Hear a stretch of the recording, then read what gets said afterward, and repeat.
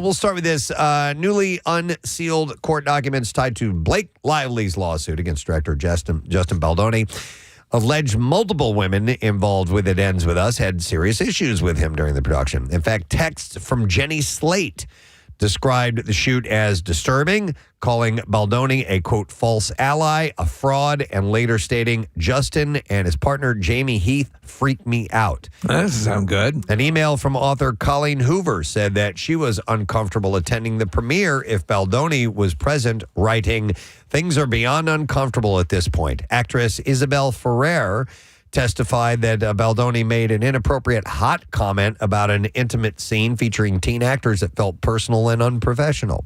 Court documents also reveal that Taylor Swift called Baldoni a derogatory term in a 2024 text to Lively, writing, I think this blank knows something is coming because he's gotten out his tiny violin. A year earlier, Lively referred to Baldoni as the, quote, doofus director of my movie, calling him a clown who thinks he's a writer now. So that's the point at which they were still pretty friendly, obviously. I guess so, yeah. Lively's lawyer said that the evidence shows complaints dating back to 2023 that were treated as sexual harassment concerns and allegedly buried as case heads to court. Lively has alleged sexual harassment and retaliation with the trial set for May. This thing's been going on forever. Timothy Busfield is a free man, at least for the time being. Judge David Murphy made the decision to set the actor free at the conclusion of the pretrial detention motion yesterday. The judge did not restrict Busfield's travel in and out of New Mexico as he awaits trial, but insisted that he be present for all court hearings. He did say that Busfield is not to have any unsupervised contact with any minor children in this case, adding, you're not to have any contact with the alleged victims or their families, and you're also not to discuss the case with any witnesses. Preliminary hearing is scheduled for January 29th, during which prosecutors will need to establish probable cause and proceed to trial. So it's pretty weird. I was looking at a picture of him sitting there in court, and it appeared as if he was handcuffed. And I'm like, do they... Really? Is that something handcuff you do? In court? Yeah. I mean, maybe I was misseeing the picture, but it looked like he was handcuffed. Yeah, no, maybe that's true because they have. It says here they set him free, so he must have been in custody at the time. And I've started to see stories popping up that have come to his defense of people that have worked on these sets and things like that. So it's back and forth at this point. We're going to have to wait till the evidence is a mess is produced in trial. So we'll find out about that. All right, you would think that when you win your first Golden Globe in a career lasting decades, you'd keep track of it, but not Stephen Graham. Graham won a Golden Globe, actually 2 for Adolescence. One for Best Actor in a Limited Series and one as co-producer of the series. And on the UK's Capital Breakfast show, he explained that just hours after winning the prestigious award, he lost it. Oh, man. He explained that in the rush between flights in Atlanta, the case that he had the trophy in got misplaced. And he arrived in London and the trophy didn't. Happy ending, though, as Graham told the host, thankfully it turns up the day after, 2 days after, actually. So I wonder if those things are insured. Yeah, it's a good question. I probably not. I think the winner can insure it, Right. But it doesn't come to you. Yeah. Insured. I wonder how valuable are they? Like what kind of precious metals are they made with? Not very. I wouldn't think so. Yeah. But remember, you have to like pay taxes if you win a Olympic medal. Yeah, is that right? Yeah, but those are gold and silver and bronze. I mean, they're actually made of the precious metals. So I would think it's a little bit different. I doubt that these statuettes are made of that stuff. You might have missed it, but a few years ago they switched to argentium, Preston. Which is the very rare. Steven Singer thing, made up thing. Not adamantium. But that's, I mean, come on. They make you pay taxes on that after representing your country. I know. Casey, that's one of the things that's talked about. And that's why somebody like Flavor Flav goes and supports a team because they just don't have the money. Yeah. Does that burn your bagel? All right. So Kind of does. Yeah.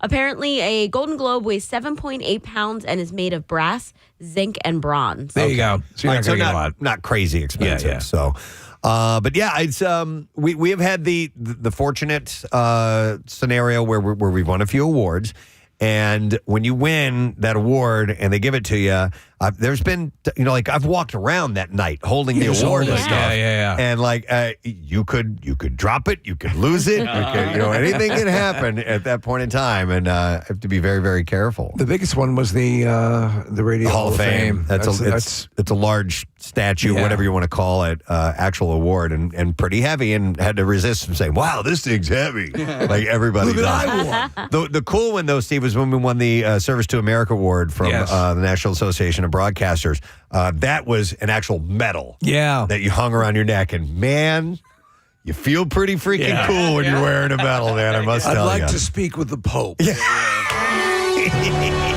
just won this. Speaking of awards, Rachel McAdams is officially a star. The Canadian actress received her coveted spot on the Hollywood Walk of Fame on Tuesday. Rachel, they just lay down some Canadian bacon. Who is 47, was joined by friend and actor Domhnall Gleeson, who co-starred with her in the 2013 film About Time. Director Sam Raimi was there, who helmed Doctor Strange in the Multiverse of Madness, and the upcoming Send Help as well. Plus, her co-star from the latter, Dylan O'Brien, was there. Her parents, Lance and Sandra McAdams, attended, and also by her side was her rarely seen partner of nearly a decade, Jamie Linden. Jamie is a screenwriter and director. He wrote the films We Are Marshall and Dear John, so successful in his own right. Yeah. They keep things very, very quiet. They keep it out of public eye. They've been dating since they were 2016. They welcomed a son in 2018 and a daughter in 2020, and they've kept the names and identities private. It's also her first major public appearance in over a year, 18 months actually. Her last public sighting was in June of 2024 when she attended the 77th Annual Tony Awards. She was nominated for Best Actress in a Play for her turn on her in her Broadway debut of Mary Jane. Do you know what she's good in? I just saw it for the first time in a while. Red Eye. I don't think I ever saw that. With this Cillian Murphy. Yeah, I saw He's that. this lunatic. They're gonna kill this prominent politician. She works for this hotel chain. Okay. And she's sort of held captive, or at least under his control. Right. It's a real nail biter. She's really good in it. I saw a porn one time called Brown Eye. Yes, that's great, man. But I don't remember seeing Rachel McAdams in that. Oh, it's a show. It's a show. Oh, what is? Red Eye? No. Oh, no, just this word. There was the Brown Foxes. Eye's a show. Yeah, Brown Brown Eyes Eyes is a show. Yeah. All right. So the Star's output in the 2020s has been limited compared to the years prior, choosing to focus on more curated work as well as motherhood. Her last on-screen appearance was a brief cameo in a 2024 episode of Saturday Night Live. First film role being 2023's Are You There, God? It's Me, Margaret. She had said, just ahead of the Walk of Fame honor, I try not to repeat myself. I try to do something that feels slightly out of reach, something I'm not sure that I would be good at, because I think the most interesting work comes from that sweet spot. So her character in Mean Girls, which, is terrific, but then the flip side of the coin, you have her as, everyone loves her in Wedding Crashers. Yeah, and The Notebook. And The Notebook, yeah. It was Wedding Crashers where I fell in love with her. I didn't like her in Mean Girls. I knew she was attractive, but that character's so mean it made bitchy, her ugly and unattractive to me. And then Wedding Crashers came out. I'm like, this girl is amazing. The word is Ryan Gosling and her were not hitting it off on The Notebook. Really? And so the director basically said, I'm going to lock you in a room. You figure it out? Yep. Figure it out. No kidding. And then he forced chemistry on them. Wow. Yeah. All right. And turned out to be great work, obviously. Yeah.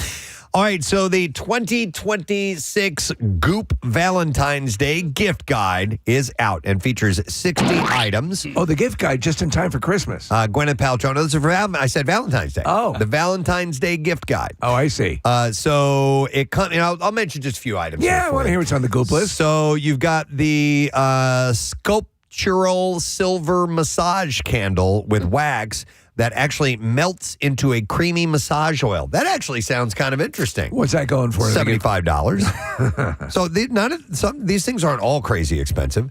A Euphoria powder supplement made of a botanical blend formulated to uplift the spirit, inspire feelings of pleasure, enhance creativity, and open the heart. That's $36. Then you have the rose-colored 5-piece matcha tea set and a heart-shaped cast iron pot in pink. It's cast iron. No. That's my friend Castile Tire. That's $129. You have the silk lace cami short set in black, the monogrammed silk pajamas. The silk pajamas are $810. There you go. And the pair of suede. There's really expensive stuff on here for sure. In fact, you want something really good? Give me one of the real high ticket price. All right, so Goop items. You can create your own bespoke 3-piece lingerie set with this custom lingerie design experience with Fleur de Mal founder and designer Jennifer Zaccarini. So you actually get the founder and designer doing this for you. Oh, wow. That's $10,000. There you go. And if you really want to impress your Valentine, there is a gemstone wave cuff made with an old European cut diamond, 22 karat gold and platinum. It's $186,000 and $186,500. So Goop has to still be doing well for her. I mean, Yeah, it's been around for a while. long time now. Funny, So. I was looking through my 2016 photos. You guys saw that trend going around where people are posting photos from 10 years ago. And I was in Miami at a bachelor party, and my friend had brought Goop suntan lotion. Okay. And he was explaining to me that this was like the new hot product that all the Hollywood moms were using. In 2016. I was like, oh, all right. You know. Very nice. You were invited to a bachelor party? Yeah, it was my friend. I was in his wedding. Okay. Yeah. So if you're interested, the Goop Valentine's Day list is out for your shopping pleasure. So Jennifer Lawrence is rethinking a past jab at Kourtney Kardashian after reflecting on how her off-the-cuff remarks land in headlines. She said, when I do press, I should do half them what normal people do because I see my quotes and they're insane. She had noted a headline that said, Jennifer Lawrence calls Kourtney Kardashian annoying. She pointed to the Vanity Fair lie detector interview last November that sparked buzz when she complained to her co-star Robert Pattinson. She had said, Kourtney is more annoying than ever. She drives me nuts. She was explaining her frustration that came from a shady moment on the Kardashians, on the TV show, watching the show.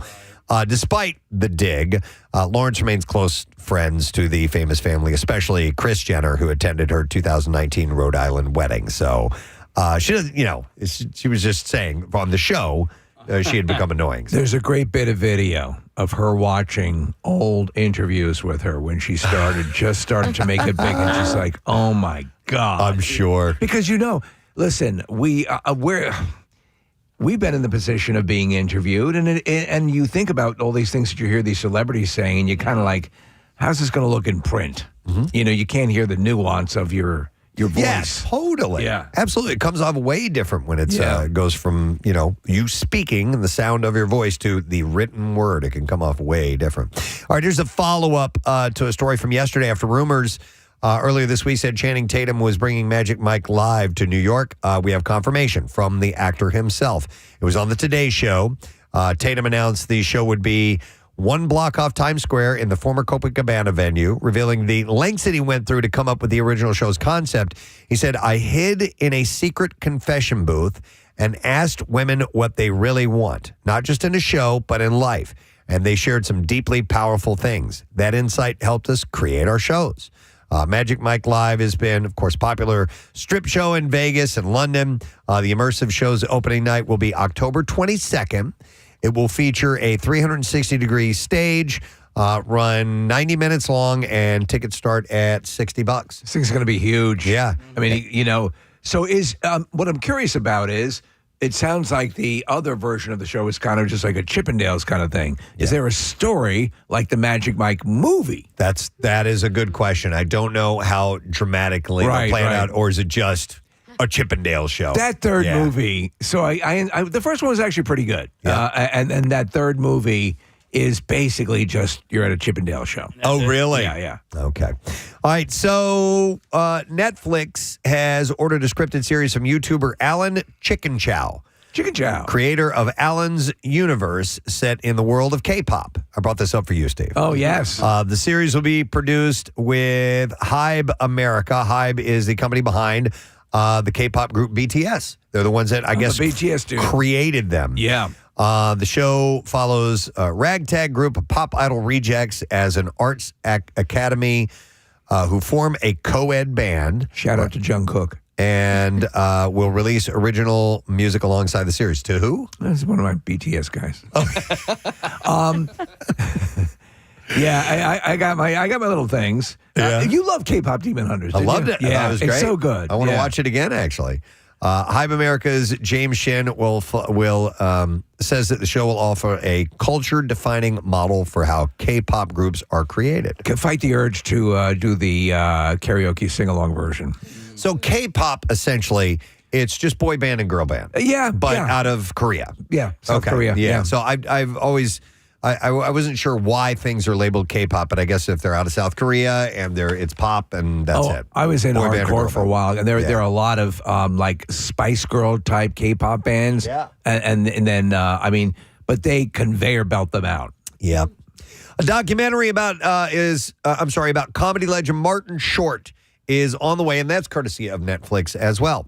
It's called Marty, Life is Short, and directed by Lawrence Kasdan. Oh, wow. And will tell the story of the life and career of the Only in the Murders building star, from before his breakthrough on SCTV to his time on Saturday Night Live to his successful career on both big and small screens. I told you I'd seen this photo of the Toronto production of Godspell decades ago. Martin Short, Andrea Martin, John a list of comedy luminaries. Mm-hmm. And but they look like they're 8. You know? Marty, Life is Short will premiere on Netflix, and that will be May 12th. Netflix made the first announcement. It's a Netflix story today. Stories. Netflix made the first announcement about the 2026 edition of Netflix is a Joke. Do we have the ta-dum? You know what? Let me check. It might be don't know. appropriate. Yeah, we should have that at the ready. Every time you say Netflix. Yeah, right. If we're going to do the thing with the Herman Munster song for... with Herman. For who? Uma. The one-week event that actually takes over Los Angeles will run from May 4th through the 10th. Among the 350 live events this year, Kevin Hart hosts Funny AF, a live competition in search of the world's next funniest comedian. John Mulaney returns to the Hollywood Bowl. Seth Rogen headlines the Greek Theater. Cat Williams will play the Intuit Dome, and Flight of the Conchords reunite for the first time in 8 years. Flight of the what? Flight of the Conchons. Yep. The veritable who's who of comedy will also feature Shane Gillis, Nikki Glaser, Jon Stewart, Sarah Silverman, Steve Carell, Tiffany Haddish, Matt Rife, Bob Odenkirk, Ali Wong, Jimmy Kimmel, Conan O'Brien, and a bunch more. Tickets for Netflix is a Joke Fest will go on sale this Friday, by the way, 10 a.m. Pacific time. The thing is massive. You mentioned John Mulaney. Has anyone heard about his late night show returning? I have not. I heard about him complaining His about talk how show. much work it was to do a 1-hour show a week. Right. Yeah. Yeah, Steve, I haven't seen anything about it returning yet. So, all right, and then one last thing. This also, There it is. Yay. this also for you, Steve, but it's not on Netflix, or is The Hunting Wives on Netflix? It is on Apple? No. HBO. I don't know. Yeah. That was, remember that? That's the HBO sound. Wait, I think we might have that. We do. Here. That one I want to hear. I watch a lot of stuff on HBO, and that was a long time ago that you did that, years and years ago. But I still think of that every time it comes on. I don't have it. You should have it. Oh, wait. Here it is. Yeah, I do. All right, hang on. This is the HBO Open for you. That's it. It's on Netflix. Oh, it's on Netflix. There we go. Netflix. Honey Wives on Netflix. Are you going to jump in, you think, at any point? Maybe. I'm not really sure. I think you dig it. Okay. Yeah. It looks sexy. It's very sexy. So, Hunting Wives bringing back some basketball star power for season 2. WNBA superstar Angel Reese, or Angel Reese? No, it's Angel. All right, thank you. Is joining the cast of the hit series for its sophomore season. She'll be playing a character known as Trainer Barbie, which Netflix describes as a co-starring role. I'll tell you what, the Hunting Wives had so many holy hell moments that it's just a blast. I know. And I didn't jump ship. I just forgot ship. Yeah. Probably like 2 or 3 episodes in. I know exactly what you're talking about. Yeah. I forgot I was watching that. Yeah. I've done that. Yeah. There's so many shows. Like, I've forgotten that Fallout came out with the second season. Oh, yeah. I was all in on that first season. You know what a massive fan I was of the first season. I've only watched the 2 episodes. I don't know how many. I have to get back on that train. I forgot ship about that one, too. Yeah. The name appears, by the way, to be a play on the name Trainer Barbie appears to be a play on 2 of Reese's nicknames, Bayou Barbie and Chai Barbie. Okay. Not familiar. Or Chi Barbie, CHI.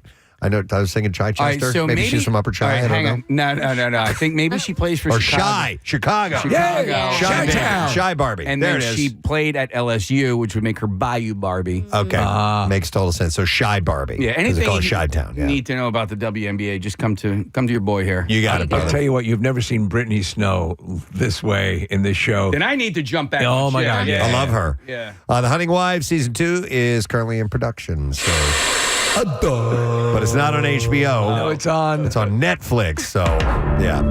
All right. Time for the clips. This season of Abbott Elementary finds the students and faculty working and learning from a shopping mall. And here, Chris Perfetti shares why that's beneficial for the show. We're teaching out of a mall, and it's so much fun. I revel in these moments where we get to leave the school. I feel like we get to show the characters in a totally new light, and we get to switch up the visual language of the show. It was a blast shooting in the mall. I don't give a This is the mall that I was certain was the Plymouth Meeting Mall. It looks so much like it. So the new episode of Abbott Elementary tonight at 8:30 ABC. Over you, Bill. Just can't speak. Next clip. Steel is a high-octane thriller centered on an ordinary office worker forced into the middle of a massive heist. And here, Sophie Turner talks about her character deals with the intense stress of the situation. Let's fix it, let's focus, let's maintain, let's try and placate. And, for her, I think that comes from growing up with an alcoholic mother and an abusive mother. She's always had to kind of calm her and rectify the situation to ensure that it doesn't spin any further out of control. I want to see you naked. All episodes of Steel are streaming now on Prime Video, by the way. Never heard of this show? No, neither have I. I mean, there's just too much on TV. And I know who Sophie Turner is. Yeah, absolutely. She's going to be Lara Croft and all that stuff, but I don't know about some of Did you these see stuff. her, the regimen she went through to get a little bit of muscle on her for Lara Croft? She looks great. She worked really hard? Yeah. Okay. All right, that's the entertainment report, and we got a bunch going on, so we're going to go ahead and take a break and come back in just a moment. We'll spell out all what is happening. We got guests and stuff to do, so stay put. We'll be back momentarily. This is not the connoisseur. No, it It's is not your parents' connoisseur. And Nick is giggling because I think he knows what it's about. So we were at Subaru doing our live broadcast a couple weeks ago, and I was online, and I was just pulling up some stuff, and I saw sometimes these headlines, like in prep services, I'm like, okay, whatever, man. Yeah. And it was like five of the best celebrity chef egg salad recipes. And I just turned to Nick, and I go, Nick, what's your favorite celebrity egg salad recipe? And then, warranted, I just was doing it as a throwaway joking line. Nick gives me his top 3 favorite types of salads. Of course he did. And so then we started having a discussion amongst me and Casey and Nick of favorite types of salads. Now, by that, not really meaning lettuce-based salads. Anything We were keying off of egg salad, but we were going through things like macaroni salad, potato salad, chicken salad, tuna salad. And macaroni, did you say? I said macaroni. Okay, yeah, salad. all right. And there's three bean salad. There's bean salad. Okay, yeah. There's all kinds of different salads. I ranked my 5. All right, what were your 5? was tossing my in there. No. Well, that's number 6. I have no interest in having my salad tossed. No. Listen, when a guy asks for it, I'll do it. Okay. But You'll do it, but you don't want it done. but no, I don't. Either way. That's what my bidet is for. All right, anyway, go ahead. Nick's favorite salads. You want 1 to 5 or 5 to 1? 5 to 1. I like ending at 3. number 1. Yeah, all right. With a drum roll before we get to 1. Number 5, and Yeah. this is just my personal ranking. Yes. Tuna, Okay. then number 4. Wait. All right. Okay. I'll forward it to you. I wrote it down too, Steve, so I didn't Do you forget. have Rizzo counting them off, by the way, Casey? I think But in there somewhere. not direct. He does. It's going the other way. He does the other way. Yeah. Tuna. 3. All right, number 5. I'll tell you all my salads.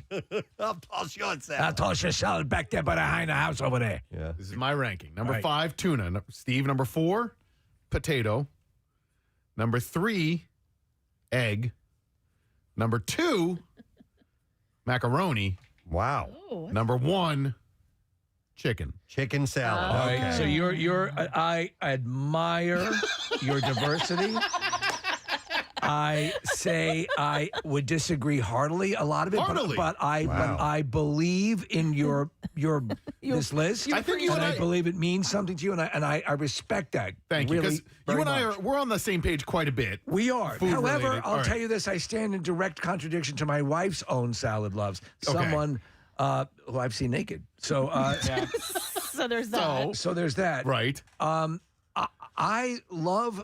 Well, let you go first. I want to hear everyone else's before I commit to my list. I'm actually making my list right Oh, now. all right. I didn't. All right, I'm gonna go. I'll tell you this. I was need gonna to say- come up with number 5. I'll tell you what. Okay, Kathy. No, I was going to say I could go first because I don't like any of those because they contain mayonnaise and it. You don't like mayonnaise? No, Okay. to me it disgusts me. I could tolerate. There's mayonnaise in my shorts right now. I could tolerate chicken salad. You know what though? Hang on a second.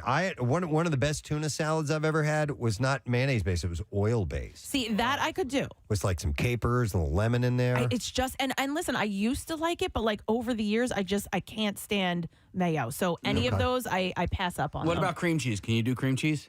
if it's like a cream cheese salad. I don't like cream cheese that much, but if it's light, maybe. Cream cheese Because nuts and I mayonnaise. saved this recipe for an egg salad that calls for cream cheese. Oh, interesting. Yeah. I hate egg salad. Oh, so that would be would that not even I be am in your not top a fan 5? of potato salad. In the battle of there's always potato salad and macaroni salad side by side. Macaroni wins every time. All right, I got my list here. All right. All right. So, and 2 of them are kind of the same. same Why thing. is there no TV coverage of this? Well, I'll explain here. So I have number 5 is pasta salad, but number 4 is macaroni salad. In case he's like, well, they're the same thing. No, not the way No. Thank you. No. Yeah. Heathen. So Pasta salad doesn't have mayo. Yes, I you're right. could go with pasta salad. That's oil based, Yeah. right? Yeah. So that's usually oil or maybe some Italian dressing or Yes. something like that. I love Wait, pasta does salad. macaroni salad have mayo in it? Yes, Yeah. it does.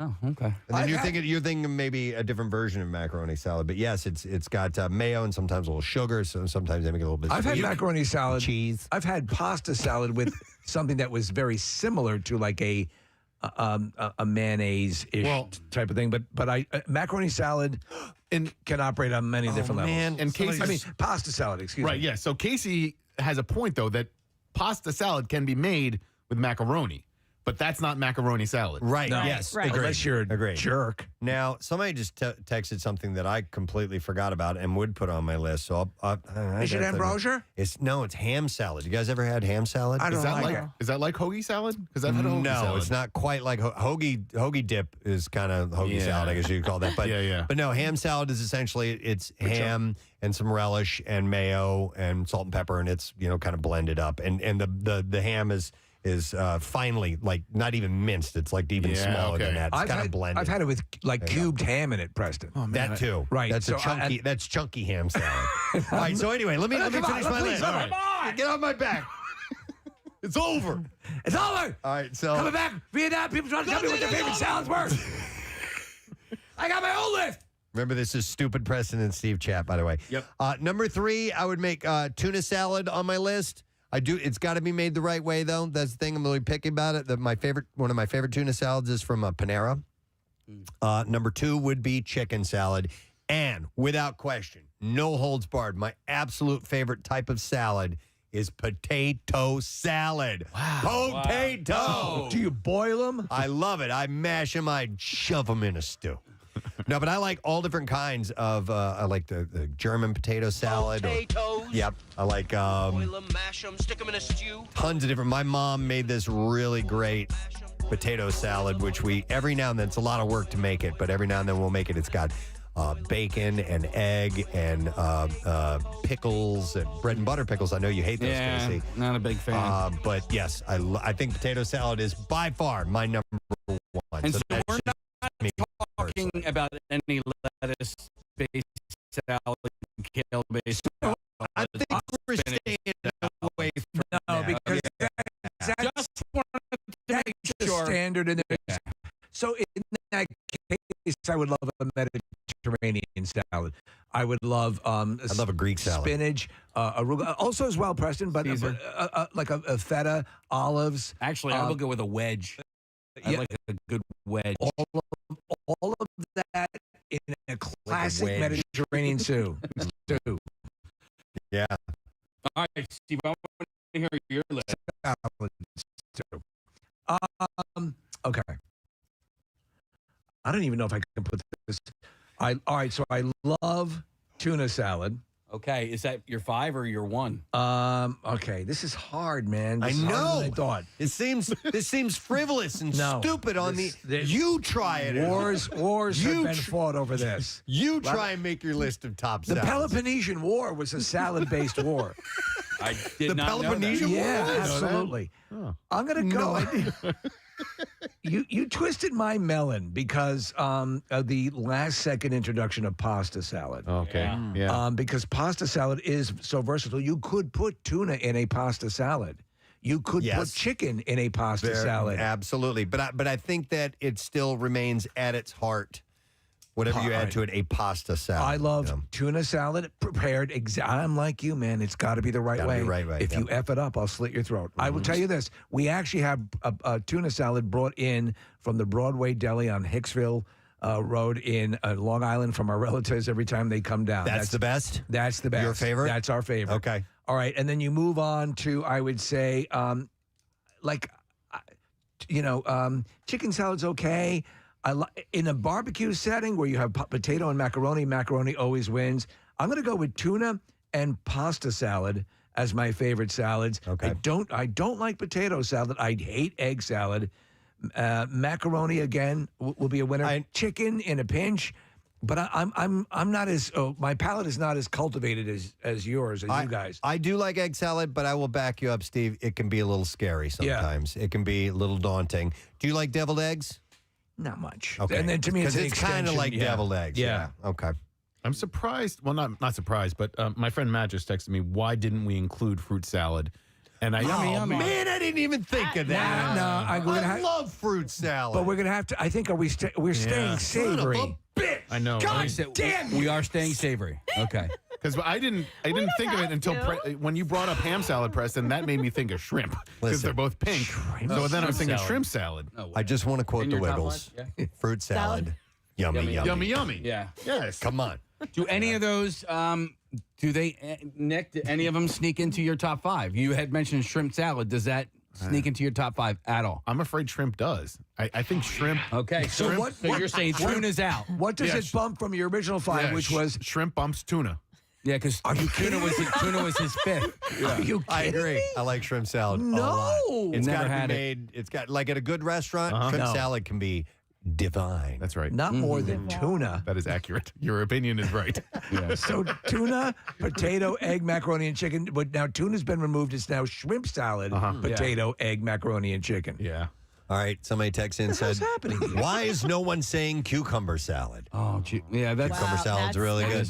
Because our genitals are intact. I used to make that all the time. I forgot about that. And that has no mayo. That's like an oil thing with you put a little sugar in there, make it sweet. All right, for a summer salad, if you're going to have for a meal, a pasta salad is the way to go. Is that the one that's got like massively versatile? You can have all different types of pasta. You can put chicken in it. You can put tuna in it, especially if it's nice and cold. Yes, I like that. So you keep saying barbecue in summer. Like the thought of a mayo-based something at a Sitting barbecue out on a makes table? me nauseous. Right. Don't you though? Isn't a macaroni and potato salad a standard at a picnic? Oh yeah. No, you're potato right. salad it is like the go-to. I will leave the macaroni salad on the table every time. Okay. Every single time. On the poker table. Yeah, but when you brought in pasta salad, I'm all about pasta salad. I like those little swirly, whatever those things are called, pastas. They're actually they look like springs. Rotini, Marissa, is that what it was? Rotini, I think. They look like springs. I know what you're talking about. Her pasta. Yeah. Now, do you know why those are best for pasta salad? Those actual pasta, the shapes are specific for certain dishes, and why they're done well is because that particular shape will hold all the herbs and things that you mix in there. In the little it traps that swirlies. stuff. It'll the swirlies capture that. But of my top five, the funny thing here is only one of my top five do I prefer a store-bought version over a homemade version. Okay. And so that was my number five. And Preston, if potato is your number one, you have to try the potato salad from Sleepy Hollow Deli on Springfield Road. As for Ichabod Crane. It is the best potato salad out Twist there. my arm. I will. Go ahead. I will bring it in. Has broken like the first bond. Looks beautiful, doesn't it? It is nice. Clear sky. Listen, I like seeing that. We're getting a couple degrees increase today and tomorrow, which is so sop it up because we're then taking it goes south bad. Taking the dive. Later on this morning, we're going to have Nor'easter Nick joining us today. Yes. Meteorologist. He's going to give us his take on what we can expect this weekend. What I like that he does, learning about him, is that he hyper-focuses to certain areas, and you have questions about what can I expect here, and so on and so forth, and he takes it on a personal level. So we'll like dive, that. We'll dive deep on that. And if you guys notice it, the days are getting just a smidge longer. Yes. It's morning so nice. Has I know. That's what made me think of it. Oh, love it. All right. So speaking of loving it, love is in the air. Yes. We were just talking about the Goop Valentine's Day list is out. The curated list from Gwyneth Paltrow for maybe a nice gift for that person that you share a relationship with. And I thought it might be fun to kind of dive into some relationship stories. I did see this one this morning. It's from Dr. Nicole McNichols, a professor of human sexuality at the University of Washington. And she is delved into essentially how much sex couples need in order to stay connected. All right, so having an active sex life is part of a happy, healthy relationship, but is there a magic number of times a couple should aim to boost their chance at long-term success? So she's done research into what makes a satisfying sex life and has done studies, surveyed students, and also has found that the better the sex a couple has, the more likely they are to think of their long-term relationship as satisfying. Mm-hmm. After analyzing data on thousands of couples, the professor discovered that having sex once a week tends to be the sweet spot for staying connected. She said, when we look at the benefit of sex to relationship well-being, it doesn't increase after about once a week. When you're saying once a week, are you talking the full 6 minutes? Yeah, the full 6, 7, if you're lucky. All right. 6, 7. Yeah. Nichols explains that's not an astronomical amount of time. She stresses that quality matters more than quantity, as the better the sex a couple has, the more likely they are to think of their long-term relationship as satisfying. So quality more so than quantity. You don't necessarily have to be, banging like rabbits. I'll always listen after an encounter, I'll always turn to the director and say, "How was that?" There's no question that as at least from my own personal experience, as you age, it gets less and less that it's going to happen. And it also, it's something you never think when you're in the young buck stage of your life, that it's like, but the pit's on. The pit is on, or I mean those, or more often than not, I'm just too freaking tired, man. That's just that's I've been part of it. Spanking it all morning. I am white. All of this, just totally white. It's funny you said that. Hang on, because I have a story that ties in that. Ryan, can you do me a favor? On my desk, you'll see the my files. One of them says JSI. Can you grab the top story off of there, please? Because it has to do with spanking it. Right. And I may as well tie it into relationship stuff. I've realized recently that if I watch SVU, don't come anywhere near me for 2 to 3 hours. Explain. So SVU is a Law and Order Special Victims Unit, and usually it's a show where usually women are getting violated, or somebody is something sexual is happening, sexual aggression is happening, right. And that will turn you off. It triggers me, and I am in fight mode. And I'm just like, there's no. Would it happy help time. if your husband took the ski mask off? All right, I'm trying to wrap my mind around this. Has Matt, does he just turn the TV off or? Like the other day, I was watching it. I had woken up early, so I was watching some episodes on demand. And he came out of the bedroom and was hanging out on the couch, and I was like, "Don't even touch me." Oh, okay. And I was like, "Don't even rub my foot." That's like getting in trouble for a dream. Yeah, that would piss me off. Yeah. But I see. It's easy to assume I'm a sex offender because of the show you just watched. But I realize I've always been that way. Because I just really enjoy the show, and it's been on for so long. And if you just watch an episode, it's just it's got to be empowering to a woman because. And it's also ripped from the headlines, so exactly. Yeah. Of today's town talk. So she said it's not an astronomical amount of time. She stresses that quality matters more than quantity, like I said. She also recommends adding something new once a month to keep things fresh. The dog's going to watch. Yeah. Honey, this is Pedro. But it can be as simple as a new position, having sex in a different room. I would be gently nibbling your buttocks. At a different time of the day, or with the lights on, or if you usually do it with them off. So maybe changing up the location or the position or something like that, or time of day can keep things a little bit fresh. You lights on or off guy, or just mood lighting? On. Yeah. Definitely. I've always been a lights on guy. Yeah. I don't like trying to, I don't know. I like to see what's going on. Yeah. Yeah. It's like trying to put a cell phone charger in, and you're. Yes. Yeah. Or plug into, the outlet behind the bed. Yeah. USB, you keep turning it upside down. You can't find it. Yeah. So I do like in the dark. You'll occasionally hear, nope, not there. Oops. Yep.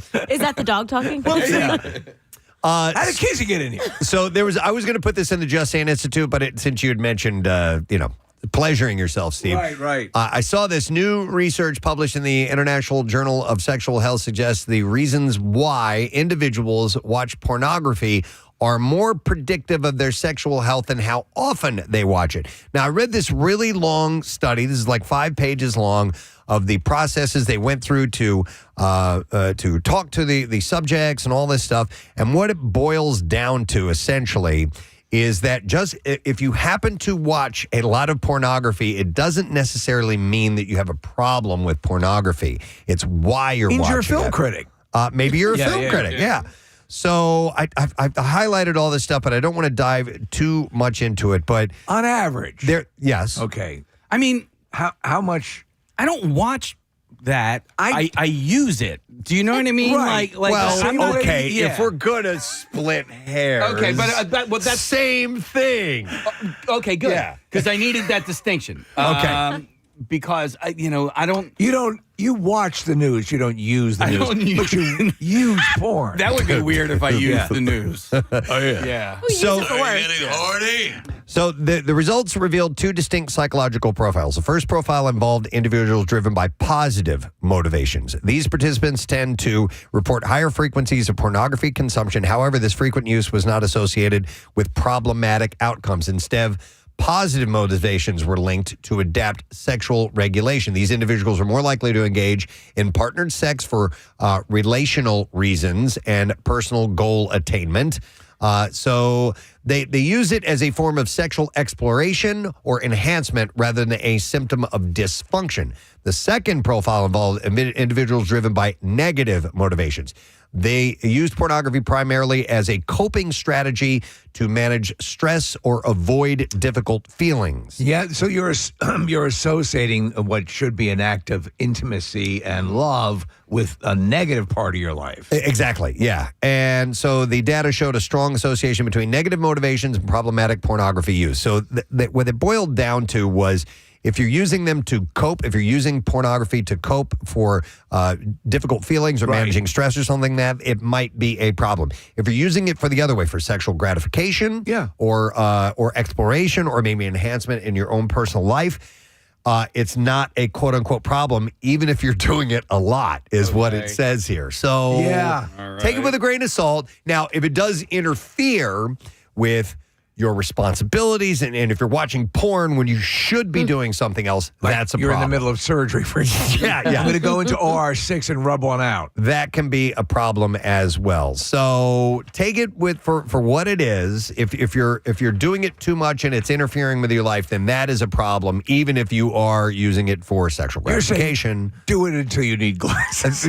Keep on spanking till you're blind, till you're just not quite blind, just need glasses. Right. But anyhow. I've always kind of assumed that, and we joke around. I mean, I'm like, again, Case, to your point, which is actually very salient, is that it's not, hey, let's sit down and years watch. ago, people would go watch a full porn movie. And there were stories. And in fact, there's that scene in Once Upon a Time in Hollywood where the premiere of Deep Throat is taking place down the road. Speaking of Deep Throat and people watching it together, we had the Geeter himself come by here and tell us a story, Jerry Blavitt, about it was Sammy Davis Jr. came over to the Geeter's house, and he had everybody over, wives and everything, to watch Deep Throat all together, which was a legendary porn movie for those who may not be familiar with it. So there was a time where that was quote unquote entertainment. Full plots, full actors, the whole damn thing. Wow. So back to this story, the initial story that kicked this off. This doctor is saying that once a week is about right. It depends on where you are in life as well, but that's kind of a healthy amount. And to be honest, you talked about being tired. Sometimes the gimp is tired. Yeah. Gimp sleeping. I don't want to come out of the bar. Wake him up. That's right. Hang on. Do we have some? I think we got send in the gimp. All right, we have to. Or bring in the gimp, not send in. Hang on a second. Send in the gimp. There it is. That's it. That's it? One more time. Play it again, sorry. Bring out the gimp. Bring out gimp. So the guy in that scene just recently passed away. Oh, that's right. Yeah, that's right. Yeah. Took his own life. Yeah. It's terrible. Well, on that note, let's talk about love some more. All right, so they're dating trends.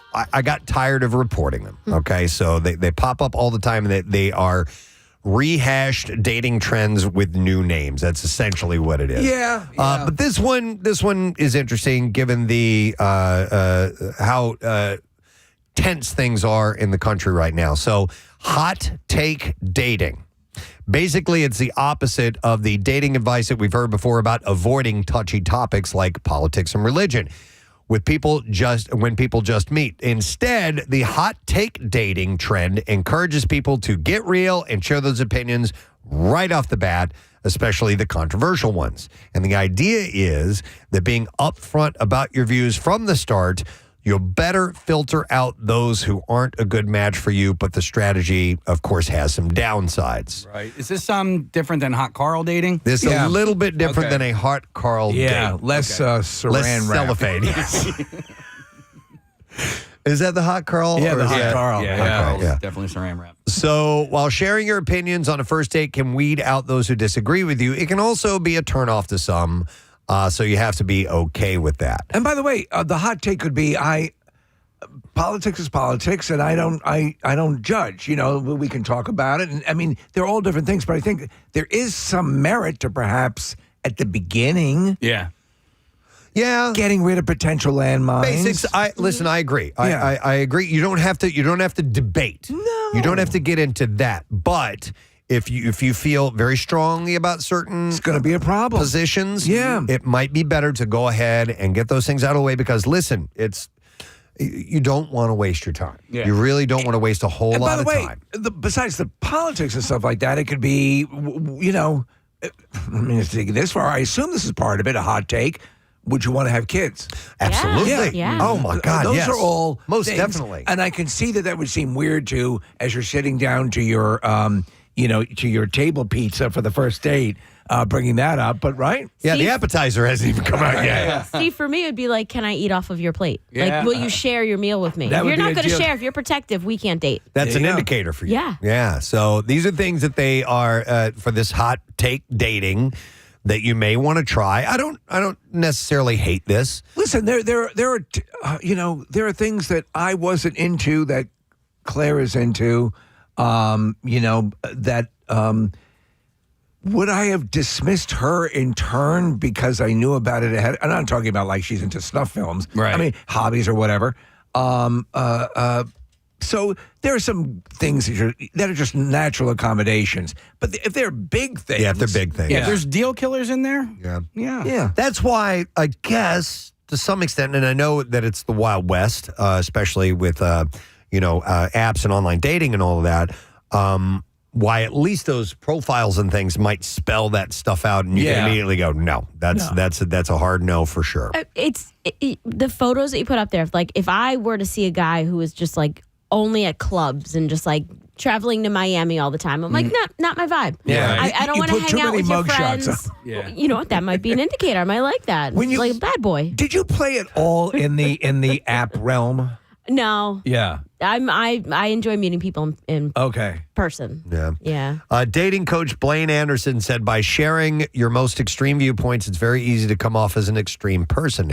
And most people, as a matchmaker, what I see, aren't looking to date somebody in the extremes. Where hot take dating can go wrong, though, is giving you the illusion that you are rigid or inflexible in your views. And that may not be the case. It may not be. But if you remember, it's a date, not a debate. Yeah. And try to be respectful. The hot take dating trend could work for It's you. a debate. It's a debate. Welcome to my debate. It's a nice thing, I think, for a couple to do if they really want to kind of feel each other out, have something that's fun. Slap fighting. Yeah. Yeah. You See know, how they hold up? Yes. Yeah, why not? Here, I'll go first. Well, all right, here's another thing. The World Population Review has just released its 2026 rankings of the most promiscuous countries in the world. I wonder if we can divine this out here. Oh, okay. Of the most promiscuous countries in the world. They used what they call the Global Promiscuity Index, and they were GPI. able to tabulate which countries were getting it on, how often, and with how many people. And I have the top. I wouldn't have picked. Oh, this you would not have? number one. No, All right. So, maybe number 2 and 3, but not number 1. Okay, so the when you always think of Horny people. horny people or people who are very passionate or Yeah. sexual, What do you think? the French. The French, okay, they're not even in the top 10. Okay. Yeah, What about so maybe the that's an old The stereotype. Swedes? Sweden is not in the top 10 either. Wow, I'm way off. Yeah. So what do we Want me to lay it dealing with? on you? Yeah. lay it on. Australians are Wow. number 1 on this list, and I really wouldn't have guessed that. Now, number 2, Brazil. Yeah. Carnival and all that. I mean, that's Thongs. what I think of thongs. That's where Marissa goes to see games. Brazilian butt lifts. Yes. Brazilian waxing. Yeah. All that. It's all down there. Down there, hair. And number 3 is another one I may have pegged. I don't know if I would have guessed it out of the You would blue. have pegged it? But I would agree with. I'm not into pegging, I know. but I'm into receipt. maybe they are in Greece because that's where this is. Greece is number 3. Well, on the doesn't list. all of the Mamma Mia stuff take place in the Greek islands? Santorini. Is there a lot of horniness in Mamma Mia? I didn't see it. I don't. There's a lot of Well, mamas. I mean, the whole premise of the movie is that she's got this Three kid- suitors, right? Well, no, she has a child. Yeah. And it could have been any one of these 3 guys that she Yeah. slept with. Okay, so there you go. And she doesn't know who the father is, and then they all kind of show up at once. Promiscuous. Number 4 is Chile. Yeah. Oh, I like chili. No, not the food. Oh. This is a country. Oh, that's right. We're talking about love. Number 5 is New Zealand. So right in and around the Australian area. to get it on? That's where they shot Lord of the Rings. Remember, I told you guys I'd move their sight unseen. Maybe this Yeah. one- why not? How about that, man? All right. We also, So goddamn horny. well, it's that staff you carry around all the time. Stroking it all day long. We also have number 5 is Germany. It's so hot. Ryan, do you go there every year? Hang on a second. So I went to Germany for Oktoberfest last year.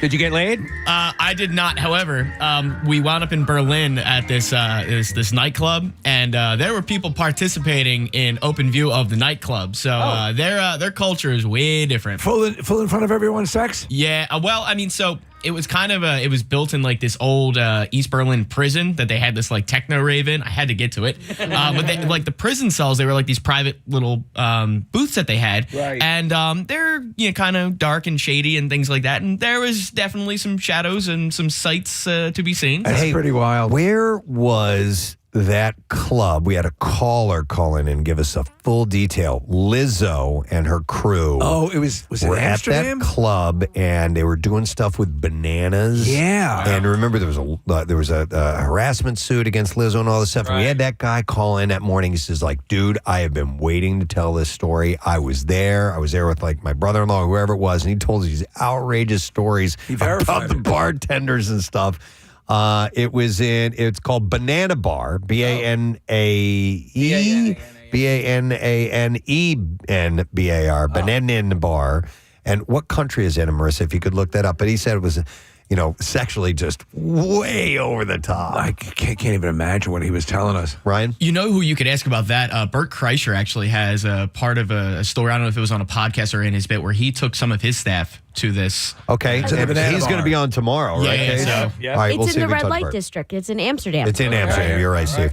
All right, so anyhow, well, yeah, that's, I mean, listen. Speaks for itself. It's prostitution is legal there. Yeah. All right, so now back to this list of the most promiscuous countries in the world. Number 7 is Italy. I think it's a very passionate country. Number 8 is Switzerland. Man, I'm way off on a lot of these. 9 is Thailand, and then number 10 is South Africa, which I found kind of interesting. The United States. We stank. United Skanks is what it ought to be. Oh my God. Hold on. Yep, you got That's a band name. Yep, hold on. United States. Hang on. United States. I have to write these things down. I'm sorry. The United Stanks. Skanks, I'm going to go with. All right. Right. I like that. Or Stanks. I'll put Yeah. that in parentheses. Possible Well, option. Skanks is more fun, I think.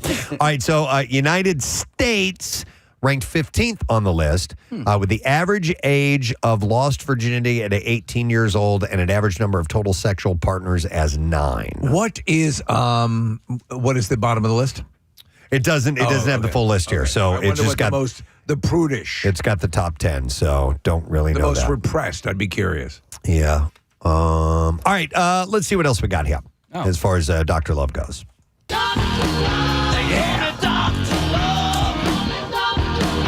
Let's see. Where do I want to go here? I have a bunch of things. So here are these are all. A quick question, if I may. Yeah, sure. We talked about most promiscuous, and you talked about being in an area that's known for attractive-looking people. And in Sweden, right, you said it lives up to it 100%. Yeah, I thought so. When we were in Budapest, I mean, everyone goes out like they're going. If they're out at 2:00 in the afternoon, it's like they're going out at 8:00 at night. Really? I mean, it was the most men, women, just gorgeous. Oh, okay. Yeah, That's how Brazil is too. I feel like Same way? Yeah, people are Yeah. dressed up a lot at the time. you never see Crocs, and I mean, everyone is. If they're going out in public, they're going to put on a show. All right. I got another thing here for you. So this is interesting. These are, if you know your partner pretty well, but that doesn't mean that they aren't, there are still some things to discover about them. And that's where something that's called unhinged questions comes in.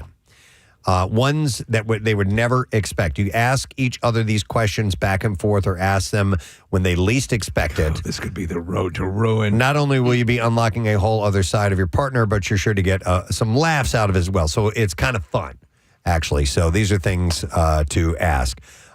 One of them would be, would you still love me if I were a worm? Oh, okay. That's just dumb. Yeah, that's very dumb. What drink do you think encapsulates my spirit? Jesus. Okay. Could you see sitting around? If your life was a movie, what genre would it be? These are things to ask your partner. Okay. Would you ever do a dead body? If you had to pick a celebrity to third wheel our dates, who would you choose? If we were to pack our bags and move to another country, where would you want to go? So, okay. These are dumb. They're dumb. Yeah. I was thinking of things like if I were to pass away. Yeah. Oh, like that? No. Would you date again? Would you those things? I know couples have asked who would be the likely who would you go? Right. Who would you be interested in? Which one of my friends? If Exactly. if I die, and you know that's a Come on. question. Don't ask that. And that's a landmine. But I did see something like that on Instagram a couple of weeks ago, and the girl asked, like, would you still love me if I was like a monkey? And it's like, how are you supposed to answer No, that? Like, I would no, not. no, I'm not sorry. attracted to I would monkeys. keep you as a pet. Yes, I would feed you a banana now and then. Yeah. Would you still love me? Yeah. I mean, it is. I think, would you still love me if I was in a horrible accident or Right. Those Right. are, and still those are precarious. They're loaded. Well, how bad? Yeah. How bad are we talking about? Yeah. I don't know. All right, that was dumb. We're going to move on. to we're something moving else. on. That one was stupid. Yeah.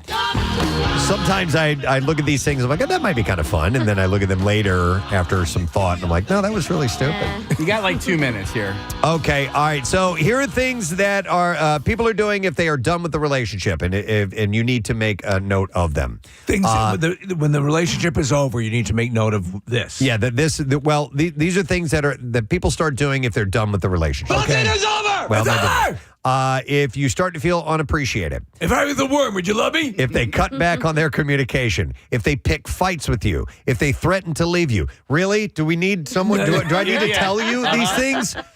They become secretive. Come on. They're no longer interested in being intimate with you. Yeah, these are all givens. They're pretty obvious. Yeah. They put their friends first. They stop making an effort. They stop talking about a future with you. Yeah, these are obvious. Yeah. They have sex with someone else on top of you. That's a sign. What are you doing? What are you doing? I'm humping your sister on top of you. Or they What are you trying to tell me? or they avoid you. God, that's another stupid one. I had a much better one, but I can't find it in my file. What would you consider, and I'll throw this out, is there a subtle thing that you picked up? How's your radar for a relationship going south? Have you usually been broadsided? Well, or, or do you see indicators well in advance? The first thing that comes to mind is the girl that I dated my freshman year of college. For me, I knew it was the beginning of the end because it was the summer between freshman and sophomore year, and she and I were just, sitting there on the beach in Ocean City having a nice time. And she asked me, if you could change anything about me, what would you change? And of course I said nothing. Yeah. You're perfect, Now, did you ask the same and question? I didn't even have to. She asked that question so that she could offer what she would change about me. Oh, yeah. That's all. She had no interest in hearing what you would want to change about her. She was using that to tee up. She was hoping you had something. Yeah. Because then, therefore, it's a quid pro quo. Yeah. But she was just waiting to fire. There's a lyric in a Jackson Browne song where he's taking he takes a picture of the girl. He sort of surprises her, and he says there was a hint of something in her eyes. And I remember a picture that I'd taken with a girlfriend years ago, and I'm like, You can see it now. Afterwards, you can see it like, oh, wow. I don't. I think my days are numbered. I was usually, we got to wrap up. I was usually the relationship ender, which is not a good, I feel bad about that. But there was one time where a relationship ended and she ended it, but it was because she moved away to college. Right. And so that kind of disintegrated, you know. So I don't know, man. I don't know if I'd be good at picking up on that radar. Is this or when not, you became a lawyer to prove that you were smart, and then you ran for Senate and you had blonde hair back then? Oh, no. That was it was a whole that was Harvard. Yeah, that was a whole other thing. Anyhow, it's all the time we have for relationships. I'll try to find that other one next time that I thought was kind of interesting. That was a good one, though. Well, thank you. Appreciate that. All right, we're going to break. When we get back, not only the Bizarre File, but we'll go live on Fox Good Day this morning. Check them in Mike and Alex. Stay with us. We'll be right back. I just thought of something. What? We've done like a chili cook-off. I'd do a potato salad judging contest any day of the week. I won't do it I'm unless call in sick that day. Unless I know it's from Sleepy Hollow, I just won't eat it. Potato salad? Yeah. It's like that's the only potato salad you'll have? Uh-huh. Wow. Okay. Yeah, I've never, and people are like, oh, my mom's is the best. No. Your mom's a slut. Your mom's a total whore. She's a total whore. Yes. Filthy whore. Yeah. Oh, yeah, your mom, you mean the filthy whore? Yeah. I don't want her salad. But yeah, so I got potato 5, pasta is 4, because that actually has like cheese and like pepperonis and stuff in it, right? And well, you can make it any. I like it with the little bits of cheese and stuff like that. It is so versatile. Yeah. And such a perfect summer meal. All right. Jen has a pasta salad recipe that the entire world needs to know, she says. All right, Jen. All right, Jen. The world's ears are yours. It's not a potato salad. Hi, Casey. It's me. Yeah. Oh, hey, Jen. We went to college together. Oh, okay. She's big breasts. I'm Alexa. So first of all, Hang on, Jen. Do you have big breasts? Because Casey just said you do. Did I have big boobs? Yeah. Yeah, I mean, I guess. Okay. Okay. He just wanted to point that out. It overrided your salad that was going to redefine salads. First Okay. of all, now that he said no macaroni, I don't know if Casey's going to like it. It's going to gross Kathy out for sure. Oh, okay. But there is a good potato salad. There's a good macaroni salad with just peppers and vinegar and no mayo that you would like. But this is, I get Amish macaroni salad from the Acme. No which I zippers. love. And then I go to the Ardmore Farmers Market and I get fresh cooked lobster meat, crab meat, and shrimp, and cut that up, and I mix that together. So it's a little bit of a cheat, but it's Yeah, it is a cheat. So you take a store-bought pasta salad, and then you're adding seafood to it. That's not a recipe. Yeah. That is a recipe. underwhelmed. It's a recipe. So it's not the best recipe in the world? Well, listen, it sounds very inventive. I don't like 3 of the 4 ingredients, but otherwise, it sounds like a home run. my boobs are still big. Okay. Hey, Casey's very happy about that. Wait, well, time out. What about this? Kathy, you might like this with the swirly, squiggly pasta and just 3, like red pepper, yellow pepper, green pepper. Possum meat. Onion, if you like it, if you don't. And then I use malt vinegar with balsamic vinegar. Ooh. And I mix that up.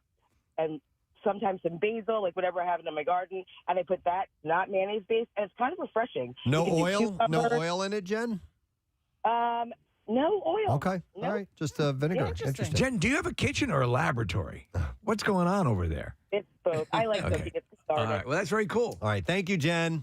See you later. All right. Bye-bye. All right. Fred wants to defend a kind of potato salad you might actually like, Kathy. I'll go to Fred. Good Okay. morning, Fred. Hey, good morning. Hey, what's up, buddy? Yeah. How about homemade? Have you ever had homemade German-style potato salad? It's vinegar. Absolutely no mayo. No mayo. You know what? Yes, actually, I think I have had that, and I do like it. It's got bacon bits in it. You like And bacon. You like bacon bacon. Yep. All right. There you go. I'm German, so my Thank- grandma used to make it. Excellent. Is All your right. grandmom German? Thank you, Fred. I didn't know somebody who made an Italian potato salad with oil and vinegar and a little bit of parsley in it, and that was pretty tasty. You know, too. I don't know if this is different or not, but the woman who made that potato salad that I had was Greek, so I don't know if there's a Greek potato salad or if they're sort of making it like he said, like the Germans do. But it was that vinegar based. I just forgot something that I really do love as well, and that's salad, but quinoa salad. Ooh, yeah. Quinoa salad, and specifically I'm over quinoa. the Landing, Yeah. which is Nick Elmy's, has the best quinoa salad I've ever had in my life. So I made what I thought last year was a out of this world fruit salad. There was a guy at the shore who I met who they have these guys who drive around this truck. It's called Fresh Fruit. Right. And they pull up and they get out of the truck and they ring the bell. Ding, ding, ding, ding, ding, ding, ding. And they stop there and they go, Fresh this really long fresh fruit scream. Well, I got this guy, Bernie, was his name, and he brought a bunch of fresh fruit over for me. It was really, really nice. It's kind of a welcome to the neighborhood type of thing.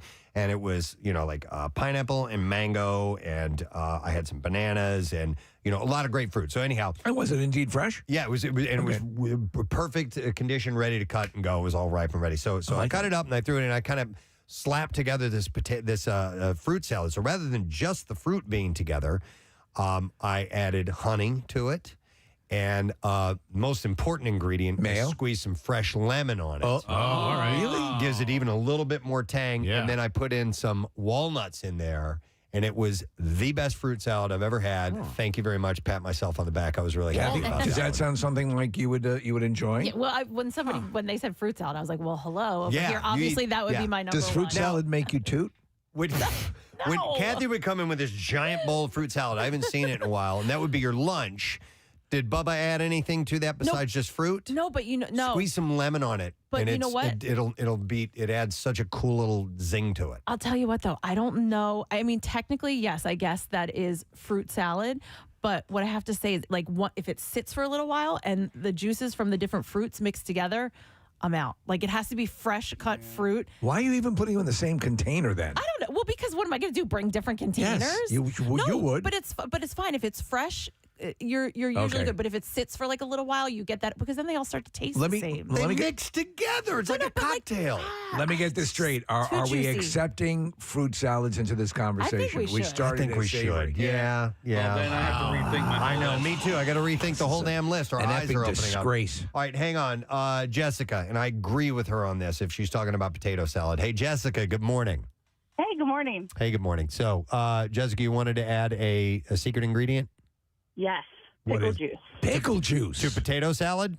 and potato salad. Yes, me too. That's a big part of what makes my mom potato salad awesome is we add that pickle juice to it. Yes. Yes, you can't add as much mayo because it'll make it too runny, but Yes. it is amazing. Yep, I agree. I agree. I do like. Thank you, Jessica. I like all ribs on potato. I do not like baked potatoes. I do not like potato salad. However, I like. Do you like mashed potatoes? Like red potatoes. And sweet potato fries. You like love. sweet potato fries, roasted potatoes. roasted potatoes. Do you like mashed potatoes? I do. Okay. I do. So my baked potato, no. Okay. no. So Southern style. However, I like steak fries, which are very almost. That's probably why you don't like potatoes. Yeah, yeah. I don't 'Cause like that baked potatoes consistency. either. Really? Yeah, no. Okay. I like potatoes. But just to wrap up that part of the conversation, somebody texted this in, and I was introduced to this 2 or 3 years ago, a watermelon salad with tomatoes and feta cheese. And the watermelon is this sweetness, and then you add a little bit of saltiness of the tomato, and then cheese makes everything better. So that salad is fantastic. Okay, that sounds interesting. It's really I'm good. open to trying it. Yeah. But you're Kathy, still skeptical. I thought of another ingredient for fruit salad too. Is add a little mint, a little fresh cut mint in okay, there. yeah, and yeah. that kind of brings it home. Okay. Somebody, a couple of people had texted in. We had a caller. They're not up there any longer. But I want to get your. So if you're just tuning in, it's Salad Chat on the Preston and Steve Show. Salad Stupid Chat. conversation. Best salad ever. Does taco salad even count? No, because You're taking it. salad. You're That's taking more, it. No. Yeah, that's more of like a casserole or a dip. Oh no, I was thinking taco salad is a salad. That's I'm sorry. I was thinking of like a taco dip. yeah. No, A taco salad, yeah, that's lettuce. There's lettuce in there. We're staying away from the lettuce-based salad thing. Because we're it's thinking too more easy. potato salad and pasta salad, macaroni It's salad. too easy. All right, I'm just sort of thinking out loud here, but My butt hurts. What if? My butt feels fine. Okay. What if you were to make potato salad with hash browns? Cooked hash browns? Well, Like fried? You cook them first, so you know that they're like all cooked through and everything like that, and then you make it, and then you have to put it because you have to when you're making potato salad, you got to cook the potatoes anyway.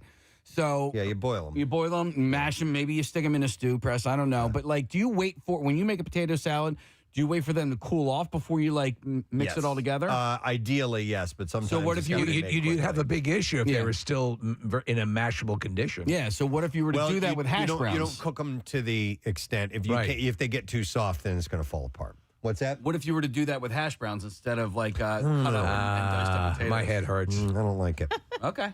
but maybe should try it. I'm going to try it. Talking about AI and this in one day is just. Nick, can you look up hash brown salad? Yeah. And see if anything comes up. Yeah. 'Cause somebody has probably Go to tried that X before. Hamster. Yeah, right. All right. Go there and then. Yo, ever heard of jerk meat? Pops up every time. Damn Come it. on. Come on. All right, hash brown salad recipe. Hash brown potato salad. Yeah, Case. All right. Did you remember done. Salad Works? Do you remember the there was a The original salad tossers. That was their slogan. Yep. And we're not There kidding. was. Yeah. We'd eat there a lot when we were at Y100. They Yeah, had one right in the mall. Because they toss your salad Yeah, for absolutely, you. right there. Right there in the mall. Drop trout, let's go. Right there. I'm going to go to Got Rob. a tongue like a cat. Hey, Rob, good morning. Gadzooks. Gadzooks, what's up, buddy? Hey, have you guys ever tried summer corn salad? No, but go on. I don't know. Go ahead. So you obviously have it's better with fresh corn, especially from the summer, Jersey corn, and you mix up with cubed mozzarella, fresh basil, lemon juice, garlic, and fresh pieces of garlic and cherry tomatoes. Ooh. It is a really good salad. And you serve it cold. Put it in the fridge. Make it the day before. What do you do? Do you boil the corn ahead of time and then cut it off? You make your corn like you're basically boiling, but it's better to cut right from the cob. Yeah. Cob. Yeah. Okay. I dig it. All right, Rob. I like the sound of that. All right. I'm not a big corn dude on corn that level, salad. but the other ingredients sounded enticing. So this hash brown potato salad, I think I'm going to make it. The only thing I would do differently, it says poke some holes in the hash brown package. So it is saying buy prepackaged hash browns and then microwave it. I wouldn't want to microwave it. I would much rather cook them on a griddle and cook them through that way. You don't want to get too crispy, though. That's the thing. Oh, I wouldn't mind a little crisp in my potato salad. All right, yeah. all right. Hang on, John. Back off. John has an interesting potato salad story. Call with your potato salad stories. Hi, John. Good morning. Hey, Steve. Yes. Let me show you how it's done. What is that from? That's a mom teaching her daughter how to. Oh yes, yes. Here, let me show you. Right. That's how every porn movie which the mother daughter. No, Stephanie, not like that, like that. Yeah, so a couple years ago, we were at a barbecue at my brother's house. My mother, who's like in her early 70s, brought over some potato salad. It was delicious. I went over to my mother's house a week later. I saw the mayo jar. Expiration date was written on the top of 2005. So is that the secret? Is that the secret? So and her excuse was, well, it's been kept cold. Yeah. Oh, dear God. I don't know if I believe I that. would have Yeah. died. Wow. Yeah, Okay. Interesting. Nobody got sick, so I Try to keep the mayo that you're using John. within the decade you're living in. All right. This sounds weird. I'm going to go to Bob. Hey, Bob. Good morning. Hello. Hey, Bob. You're on the air, bud. Yeah, just want to say something. There used to be a Cajun cook on A little bit of music surging up because we're going on Fox Good Day, and there it is right on time. So let's see what we're doing. Preston and Steve, this is your life. I don't think we've ever delved deeply into what you two were like as little boys growing up. Yeah. Preston, let's start with you. Little Preston. Did you have chores growing up? So I had chores, but I did them so poorly that my parents made me stop doing them after a little while. That's how you do They it. gave up. Mowing the lawn, and I would do such a poor job that my dad would go out and do it, and eventually I just stopped doing it. One of the chores actually that I did enjoy doing, believe it or not, was chopping wood. Because my dad and I would go out. He had a friend who owned some farmland, and we would go out and cut our own firewood. Wow! And so swinging the axe and all that stuff, I love doing You're like that. Paul Bunyan. I was out back chopping up wood for the season. Yep, Very That nice. was one of my chores, but I didn't have a ton of chores. You used an axe with a wooden handle instead of like a power tool? Well, we would use a chainsaw to cut the trees down, but then when you cut them into pieces, into rounds, and then you take them back home, and then we would split the wood. I would use the axe for that. Mike's a city feller. I know. Yes, he doesn't quite understand, but yeah. Steve, what did you do? I didn't technically have chores because I was working 18 hours a day in that overseas sneaker factory. Okay. So, no, I take out the garbage, mow the lawn, all the standards, done to varying degrees of ability. But we weren't over-chored, but we were more on call whenever necessary. You know what's funny though, Mike, is since I had children, it's wild. I think I overcompensated because I don't put a lot of chores on them. You don't make them chop wood? I don't make them chop wood anymore, but I think that I'm making up for lost time. Really? And I do most of the chores myself, but we urge them. I take that back to some extent because we will tell them to do the chores. They don't do the chores, and you have to remind them to do some of the chores, but we don't have like this regular chore schedule. Not churning butter, stuff like that? Yeah. About the only thing I did, I grew up with 4 sisters, so about the only thing, I mowed the lawn and took the trash out, but I liked taking the trash out. Well, it was way back in the backyard. I'll tell you one of the most demeaning things ever. When we first got our first electric lawnmower, we had about a third of an acre of land, and my father, rather than move the cord around when he was mowing, would literally have me walk alongside him as a cord jockey.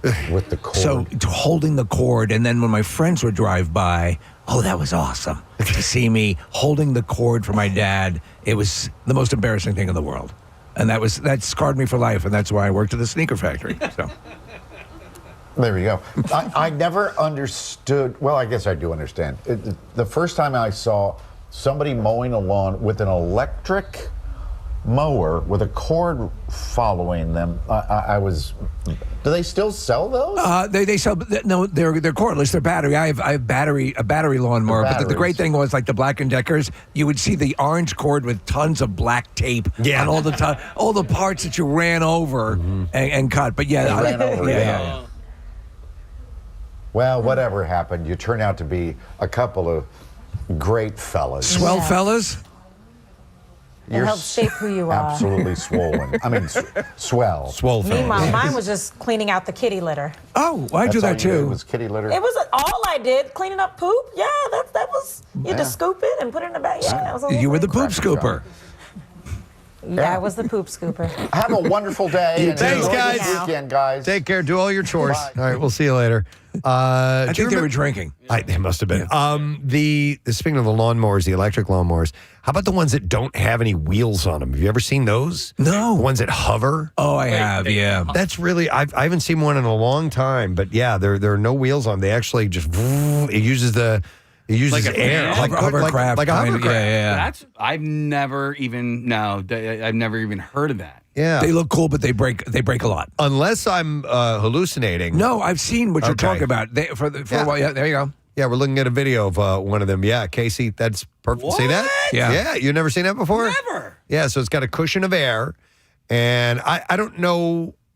There must be something difficult about them because you just don't see them that often. Well, you can't attach a grass catcher to it because it throws it off. Yeah, so just you just have to mulch it. Yeah. And of course, any small animal. That's a goner. Yeah, that's a goner. For sure. Wow.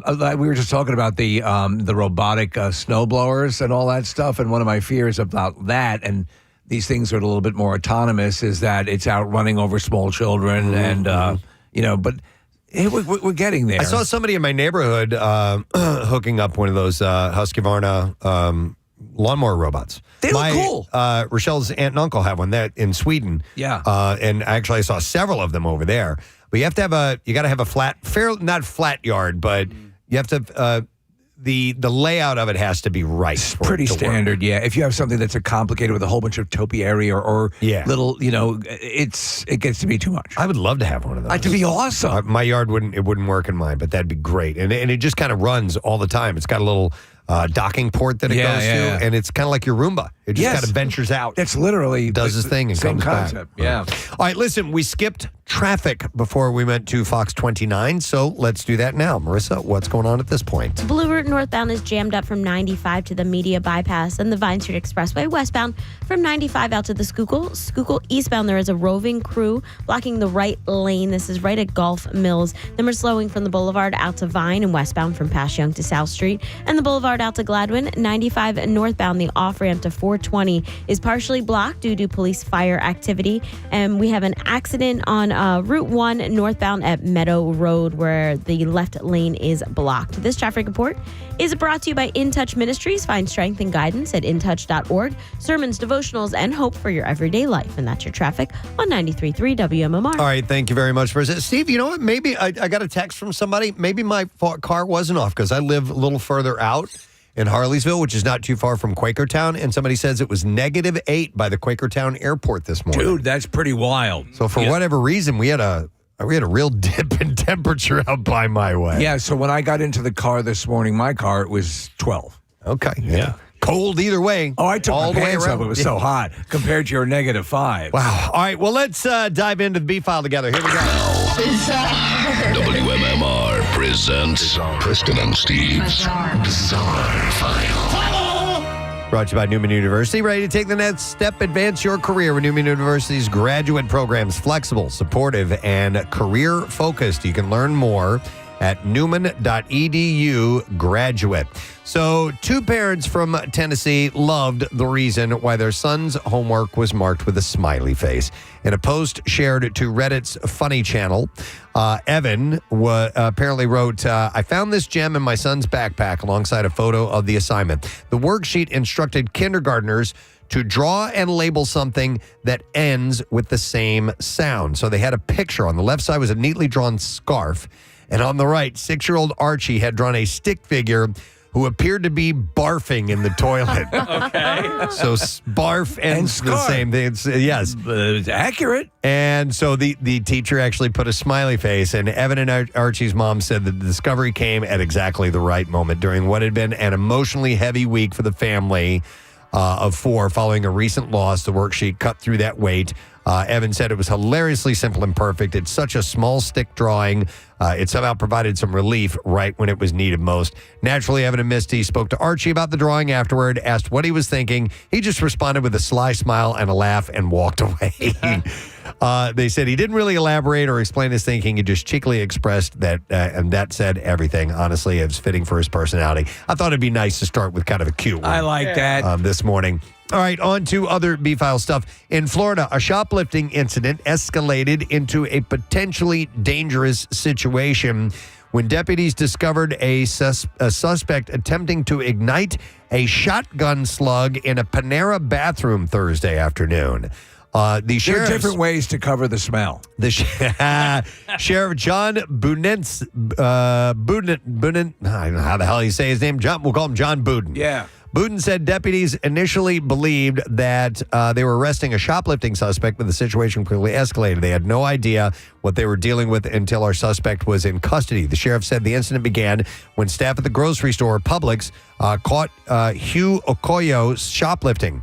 He was aggressive towards them, meaning he was confrontational. He didn't fight with them, but he was confrontational and swearing. He left the store, walked to a nearby Panera, entered the bathroom, screaming at people along the way. Deputies found Okoyo in the bathroom shortly after, and initially they thought he was smoking drugs, but they soon realized that what was in his mouth was a 12-gauge shotgun shell. He was using a lighter to try and fire it. He to had blow his head yes! off. Oh, my God. To their surprise, they realized he said that what was the suspect was actually doing was trying to set off a 12-gauge shotgun slug. It rarely happens, but bullets actually can fire if they're exposed to enough heat and fire. We've seen that in car fires with rounds going off. How do you walk by all that wonderful Panera food in one end of your life? Fortunately, deputies intervened before any harm occurred, taking Okoyo in custody and confiscating 2 shotgun shells. Okoyo now faces several charges. The sheriff mentioned plans to seek mental health assistance for him as well. Wow. All right, this story's out of Atlanta. A month-long investigation into vehicle break-ins across suburban Atlanta finally concluded when Deputy Marcus Webb conducted an overnight stakeout and discovered the criminal gang was actually a family of 6 raccoons who had learned to open car doors. They do kind of look like bandits. Systematically searching vehicles for food while teaching their babies the technique. Over 40 residents had reported their cars being opened overnight with no signs of forced entry, but only food items stolen, specifically fast food wrappers, energy bars, and anything edible. Now remember, if you have a USB 2.0, you can start up Kias. Nothing valuable was ever taken, baffling investigators who suspected teenagers. Webb set up surveillance in the hardest hit neighborhood and watched in amazement as the raccoon matriarch approached a Honda Accord, tested the door handle with both paws, popped it open, and entered the vehicle. Pretty smart. She emerged minutes later with a bag of trail mix and then supervised her 4 juveniles practice the door opening technique on adjacent cars. Webb said they had a system. Mom would open the doors, check for food. If she found some, she'd call the babies over for a lesson. They were literally teaching the next generation how to break into cars. The trail cameras revealed the raccoon family had been operating for months, successfully opening 200-plus vehicles. They showed clear preference for Hondas and Toyotas, which have easier door mechanisms. At one point, they say a raccoon pulled up in a flatbed truck, and they took the car away. No way. That's pretty amazing. No arrests were made, but residents were advised to lock their cars. Little mischievous buggers. Authorities arrested a woman on grand theft auto and drug charges after they said she ordered a Lyft ride from a South Miami store, and then she took the driver's car herself after distracting him. Investigators said that a Lyft driver went to the Family Dollar to pick up the woman, later identified as Lindsley Josephsberg. Police said Josephsberg asked the driver for help loading her bags into the Honda. They said as he walked around the back of the car, she went up front, got the driver's seat, took off. Oh, man. Yeah. Authorities wouldn't have a hard time tracking her down, though, because the driver's cell phone was still inside. And police said his girlfriend came and helped authorities trace it down using the Find My iPhone app. Wow. It turned out, authorities said, that Josephsberg drove home. The driver's cell phone pinged to her address. Deputies went to the house and found the Honda. A deputy who saw Josephsberg get into the car with others then conducted a traffic stop. Police said that she admitted that she stole the vehicle, but her problems with the law didn't end there. Deputies said they found a pink glass pipe. She was working with a raccoon ring. With suspected cocaine residue in her purse, along with a suspected Xanax pill as well. So that Find My app is awesome. Whether you're using your phone or those Apple AirTags, I have a couple in just about everything I own. Yep, and it worked in this case, of course. All right, then we'll do one more story, and then we will wrap it up. A giant fatberg, potentially the size of a city bus, within Sydney, Australia waters, Malabar Deepwater Ocean Sewer, has been identified as the likely source of the debris of they were poop balls that washed up on Sydney's beaches a year ago. It's not enough that everything there can kill you. You're now dealing with poop balls. Sydney Water Company isn't sure exactly how big the fatberg is because it can't easily access where it's accumulated. Fixing the problem would require shutting down the outfall, which reaches 2.3 kilometers offshore, for maintenance and diverting sewage to Cliff Face Discharge. Here we got a poop ball situation. Which would close Sydney's beaches for months. This has never been done. It is no longer considered an acceptable approach. They've been investigating it since 2024 and 2025 because the poop balls closed numerous beaches. Can you believe that? The report states the first poop balls washed up on Coogee Beach on the 15th of October 2024. They likely caused by a power loss at a power plant, which stopped raw sewage pumping for 4 minutes. The subsequent rapid increase to high flow again could have dislodged part of the fatberg accumulated behind the bulkhead door. Hey, sweetie, what's that sandcastle made out of? A similar drop then increase in pressure, this time due to wet weather, occurred on January 11th, and so that's where the problem is. So they got to figure out how to clear out that fatberg. And that is what I have in the bizarre file for you this morning. Hey, a reminder that we do have a big freaking deal, and it's Camelback Mountain tickets. It's the open to close lift ticket for $40, just $40. That means 12 hours to get out on 39 trails, the fully lit night skiing, high-speed lifts, all at the largest resort in the Poconos. You can get this at WMMR.com/deals. I highly recommend you do it before they are gone. So it's Camelback Mountain, lift tickets, just $40. Take advantage of that while it's available. Going to take a break. We'll get comedian Joey Avery here in the studio when we return, via Zoom when we return. Stay with us. Barbecue 2026, Saturday, May 9th at Freedom Mortgage Pavilion, featuring Godsmack, Alice Cooper,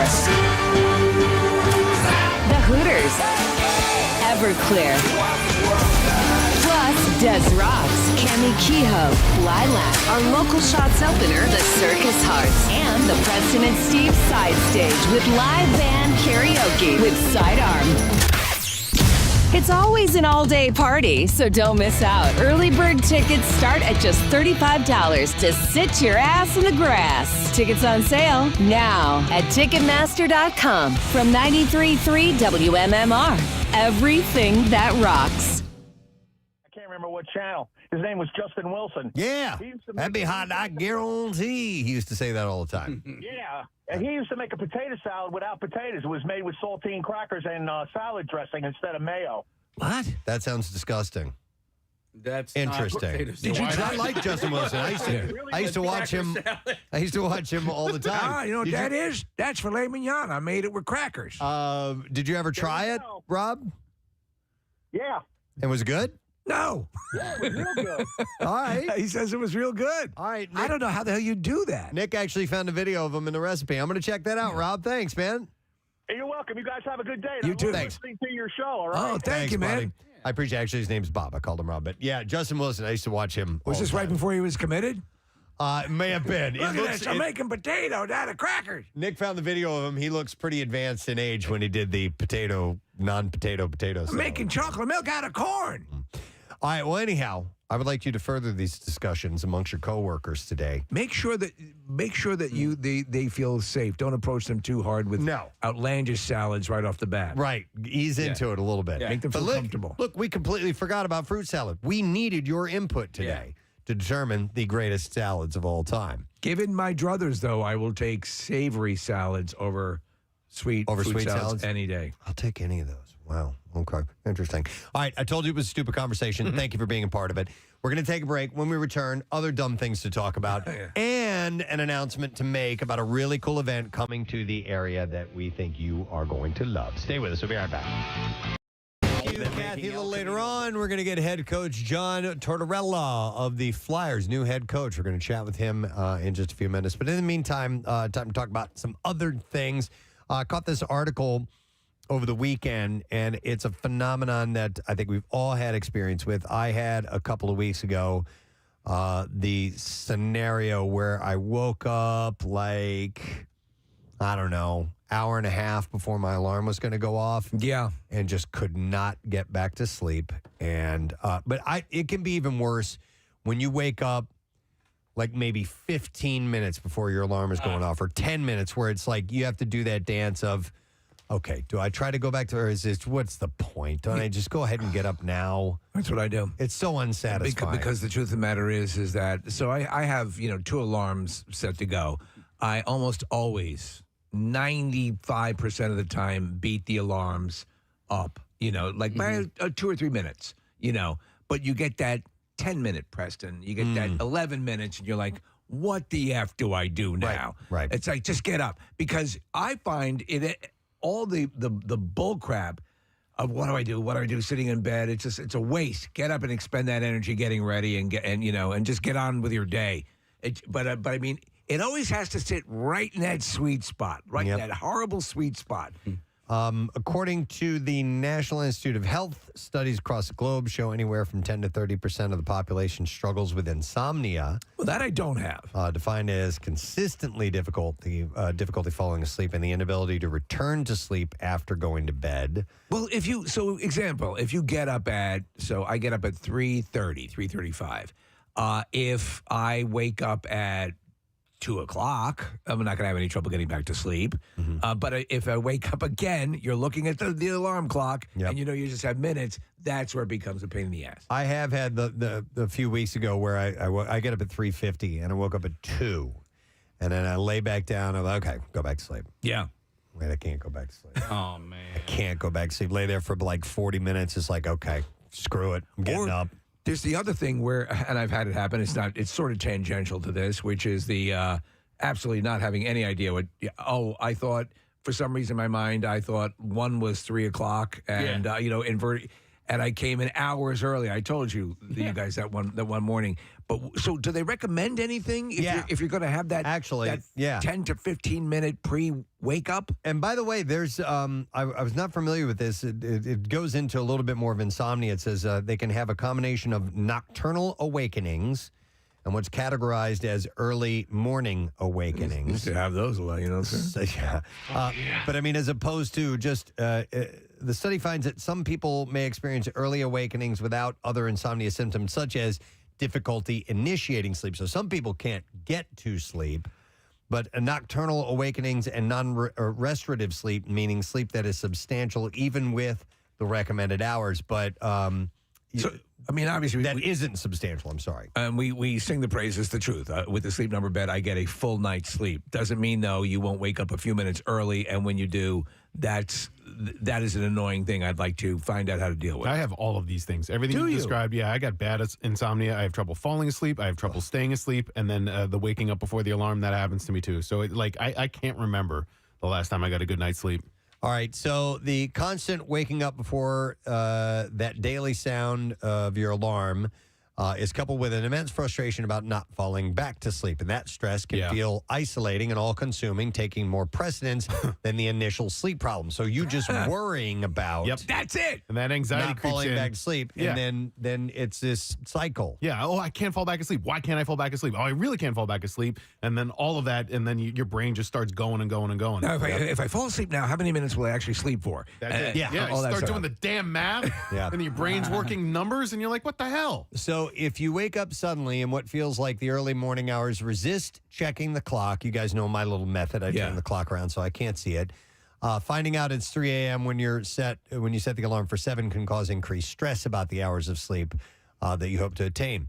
It says you look at the clock, it's 3 o'clock in the morning, like clockwork, and immediately tension might grit your teeth. You think of all the demands, how awful it is to be when you're sleep deprived, and all this mental processing and agitation is antithetical to the sleep state. It's making you more alert and aroused.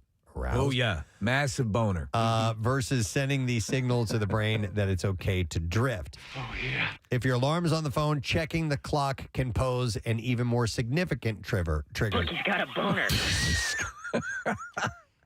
That's one of my favorite clips. I love it. Play it again. Okay. Look, he's got a boner.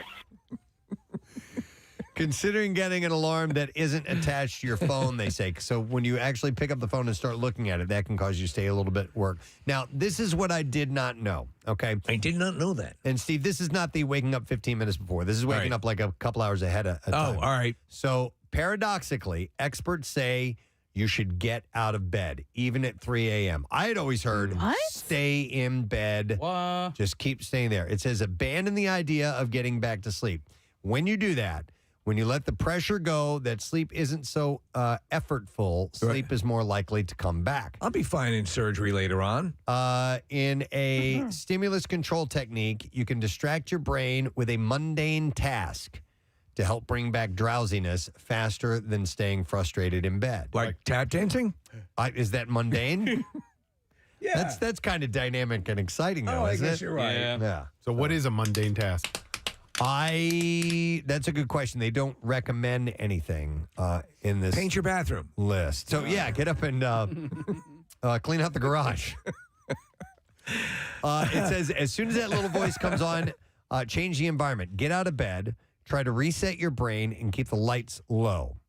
Mentally assigning the bed with sleeping helps people associate positive sleep thoughts with their space. Leaving the room when agitation sets in can separate the frustration from the bed. So what you're looking to do is extract those connections, and then that makes sense. All right, here you go, Nick. Anything from reading a book to knitting. Okay.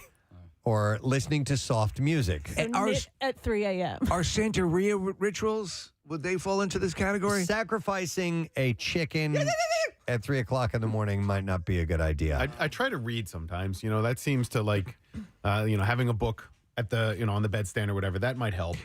Would it help more if you were to actually leave the bed, go into another room and read like in a chair? Yeah, maybe. Probably. Right? And that's what they're suggesting here, right? You disassociate that deal. I think part of the problem for us is just inherently the time at which we have to get up in the morning. You know, like it's just too damn early. And because it's that early, I know that in the back of my mind. And so like I put pressure on myself to get a good night's sleep. Yeah. Yeah. And that just, that makes it worse. The Kathy Romano story, chapter 1. That's right.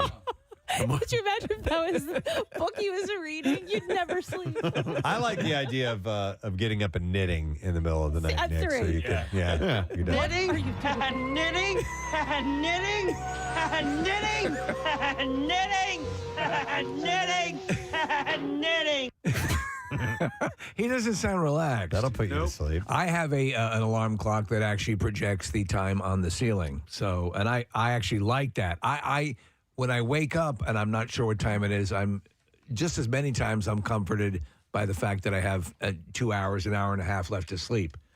You know, that it doesn't bother me that much. Many people are texting in saying that pleasuring themselves helps them get back to sleep. What about a stranger?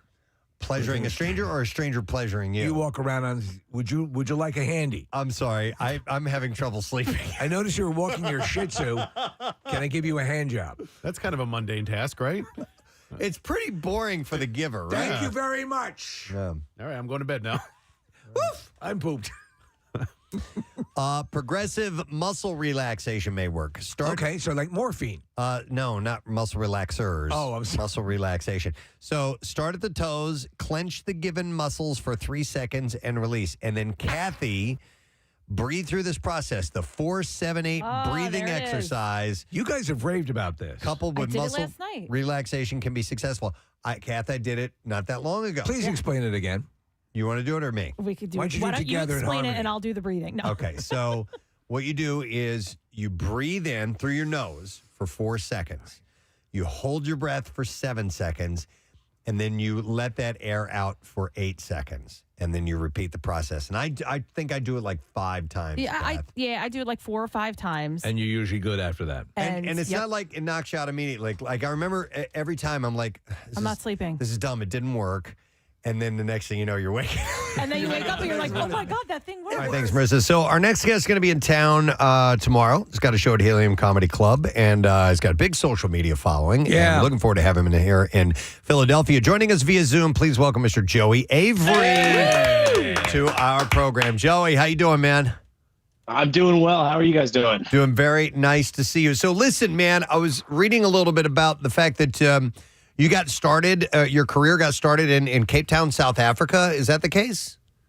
Yeah, that is true. I'm not South African, but I got to do a semester at University of Cape Town. So I was living in South Africa and was kind of just trying everything that I could out. I had a radio show out there, and I did one open mic, and I was like, this is what I'm going to do. So that was your first time trying out stand-up in front of a foreign crowd. That's pretty ballsy. What was that like? You know, I didn't realize it at the time, but it's kind of a hack, because in stand-up, what you really want to do is explain the world back to people, but from a slightly different perspective. Right. So when you're a foreigner, you kind of have it as a layup, and you don't even realize it. That's actually interesting that you would say that, but it does make sense. So it was an easier entree to have people who aren't exactly hip to what you're doing. You said you had a radio show there as well. What kind of radio show? Yeah, we called it, we ripped the name off, but we called it Idiots Abroad. And we just kind of talked about our experience. And it had this similar kind of idea where we just explained, how we felt about their normal day-to-day life, and people got a kick out of it because we had a new perspective. But the bulk of which your comedy teeth were cut in California. You were doing the California comedy route, and like San Francisco. Is that where you were born, San Francisco? Yeah, like an hour south of San Francisco, Silicon Valley area. But I really came up through the San Francisco scene. So I lived in San Francisco for 7-8 years and came up through the clubs there, the Punchline and Cobb's and all that. So your stuff's really sharp, but you've also picked up a good following for your crowd work and just work in the room. And not classic. You'll do there is the crowd work thing has come into the vernacular to mean, really ripping apart the audience in some way. You're a hybrid of that. You're engaging the audience in conversation. Was that correct to say that? Yeah, it totally is. So the way that I do it is like if I ask someone a question, it's kind of just a jumping off point for me to improvise a joke on the spot. I'm not just like yelling at people like sit down and shut up, like the way that people use, because I'm like, they bought a ticket to see me. I'm not trying to make anyone have a bad time. Again, if you cross me, we can do that, but I really try to make it a fun time for everybody. No, the truth of the matter is that you realize we've had a number of comedians and who've come through for over the years. The amount of stories and bizarre stuff that is sitting in that audience in front of you is worth mining, and you have the improvisational chops to do something with it. Why not? Yeah, exactly. And, I mean, it's an annoying way to put it, but just the way, like, what social media demands of us these days, when you come to the show, it's still 80-90% material, but I film every show and I just make sure that I edit and put everything out. So you see all the crowd work and improvised moments, because that's never going to happen again. But it's still, mostly material, like a classic show. How much of your life is eaten up, working on your social media, posting, editing, all that stuff? Oh, God. Right? Is there more than 200%? Can I add percents to it? It's so much time. And it's, it's just part of the game these days. The upside, even though it is kind of annoying, and I didn't get into this to be an editor or a social media manager, but I do like that I feel like I have some control over it myself. Right. And I don't have to wait for other people to give me an opportunity. I find myself more often than not, I will be enjoying my whatever it is, going somewhere special, doing something, and I'm like, hey, this would be pretty cool. I'll take some pictures, and then I'll end up posting some stuff. I'll have the intention of posting something about it on social media. I'm not very active at all. And then I will sit down and I will start to look at the pictures, and I'm like, I got too much crap here. And then to edit this down and to figure out a caption and then to present it with the little flourishes and stuff. The next thing you know, just thinking about it took a half hour, and then to actually do it another hour on top. And then I bail on the whole thing, and then I have a gazillion pictures in my photo album that I never look at, Yeah, that's what it is. And also you add in that it's not really the most pleasant experience to be looking at yourself all the time. So like you had a great experience. Now you have to judge the photos and be like, oh, I look ugly here. I look good here. And I got to do that every day, basically. Yeah. I got to like watch me and be like, man, I killed last night. And then be like, oof, that could be better. Okay, I guess we're doing that. It is. It's annoying. And also then you're critiquing your own work. I know guys. And when you start in comedy, you record yourself as much as you can. You want to see how you're moving along, and then at a certain point, you're like, I don't want to see myself anymore. But I mean, it's part of the deal. I assume you're your own worst critic, correct? Yeah, definitely. But I also have I have people that I'll run stuff by, because I'm definitely my own worst critic. But also, you can get really lost in the sauce when you're editing. And being like, oh, I think this is funny. And so sometimes you need someone who's not connected to step out of it and be like, is this good? Have you ever used, because a lot of them, a lot of the editing, suites now, there's a whole bunch of them. I've been video editing for years, but now there are a lot of the things that will employ, quote unquote, AI to cut to the chase, and they'll select moments. Have you dabbled with that? Have you been happy with the results? I have human beings that I still work with on this front. You prefer the human being. Yeah, I'm still with the, AI has some uses, but right now, every time I've dabbled with it for anything creative, I'm like, poof, this thing's got a ways to go. Yeah, no, agreed. Close to helping. Yeah, and by the way, that's great news. I don't need it to catch up. It weirds me out, but sometimes it's useful. Yeah. So, Joey, what about you personally? We haven't had a chance to meet. Can you tell us a little bit about, I see you're wearing a wedding ring. You're obviously married. You got kids or anything? What's your life like? I don't have kids, but yeah, if you couldn't see the wedding ring, you could probably tell by the fact that there are Christmas cards hanging behind me. That I definitely. There you go. That's no dude hangs, no bachelor hangs. My wife does the same thing, and it's like in some bizarre pattern that she loves, and she makes it work. But I'm like, no guy does that. Yeah, no, dude, if I was living alone, there'd be nothing. There might be like a 49ers or a San Jose Sharks something hanging behind me, and then there'd be like a couch and like a dirty plate. Well, probably be. I see a PS5 in the background there, though. Mm-hmm. That is true, and this sounds crazy. That was given to me by a fan. Oh, that's pretty awesome. Yeah. Yeah. I was worried that the dude was maybe had ulterior, potentially, physical motives with that. And my friends were all like, that dude's trying to bang you. But I was like, no, he's just very nice. And he gave me that. Are you a gamer? I mean, do you actually use it? No. I mean, I don't play that much. Every once in a while I play it. But like now it's like, I'm working, I'm on the road. I've been in LA a bunch filming a show. Like when I get back, I usually just want to like chill and watch TV. I don't know if I could handle the stress of running a fake football team right now. I want to ask you, because you've done this in the past where you've run for mayor multiple times, and you'll do these sort of faux political campaigns. And I think pretty much most people, for the most part, dislike politicians in general. Did you pick up any insight into the world of politics while you were doing these campaigns? Yeah. So this idea came to me on my first tour because I was like, how do I like get in front of people that I'm showing up in their town? And my thought was like, if I do a fake mayor campaign, I can make local jokes and then promote my show at the end. In fact, I'm only coming to Philly for this one day, but you're very high on my list of places that need a fake mayor video. Yeah. But I mean, what I picked up is, I think the scariest thing of all, which is that like when people watch these, and I'm making really like inappropriate jokes and crapping all over the town, and people are always like, seriously, please run.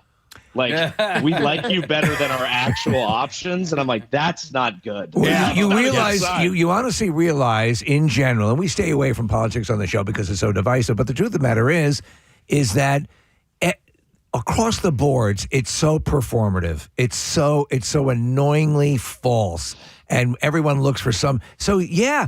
There were years ago, there was a comedian named Paul Lynn, and it was part of his, Paul, I forget the guy's name. Anyway, he ran for president, and it was clearly a joke. And they say that he stopped, I think it was Hubert Humphrey, from becoming president. Oh my God. This is years ago, because people wanted to take that route. So in general, is there any politics in your family? I think your father served as the Los Gatos town manager. Is that correct? Wow. Yeah, that's good research right there. Well, I would love to. It popped up, and I said, I got to see what that's about. So what does the Los Gatos town manager handle? That's a deep pull. So Los Gatos is a town basically right next to where I grew up, and it's a small town, but it's a nice little town, like just outside of San Jose. And my dad was the city manager when he was 26 years old. Wow. Go get her.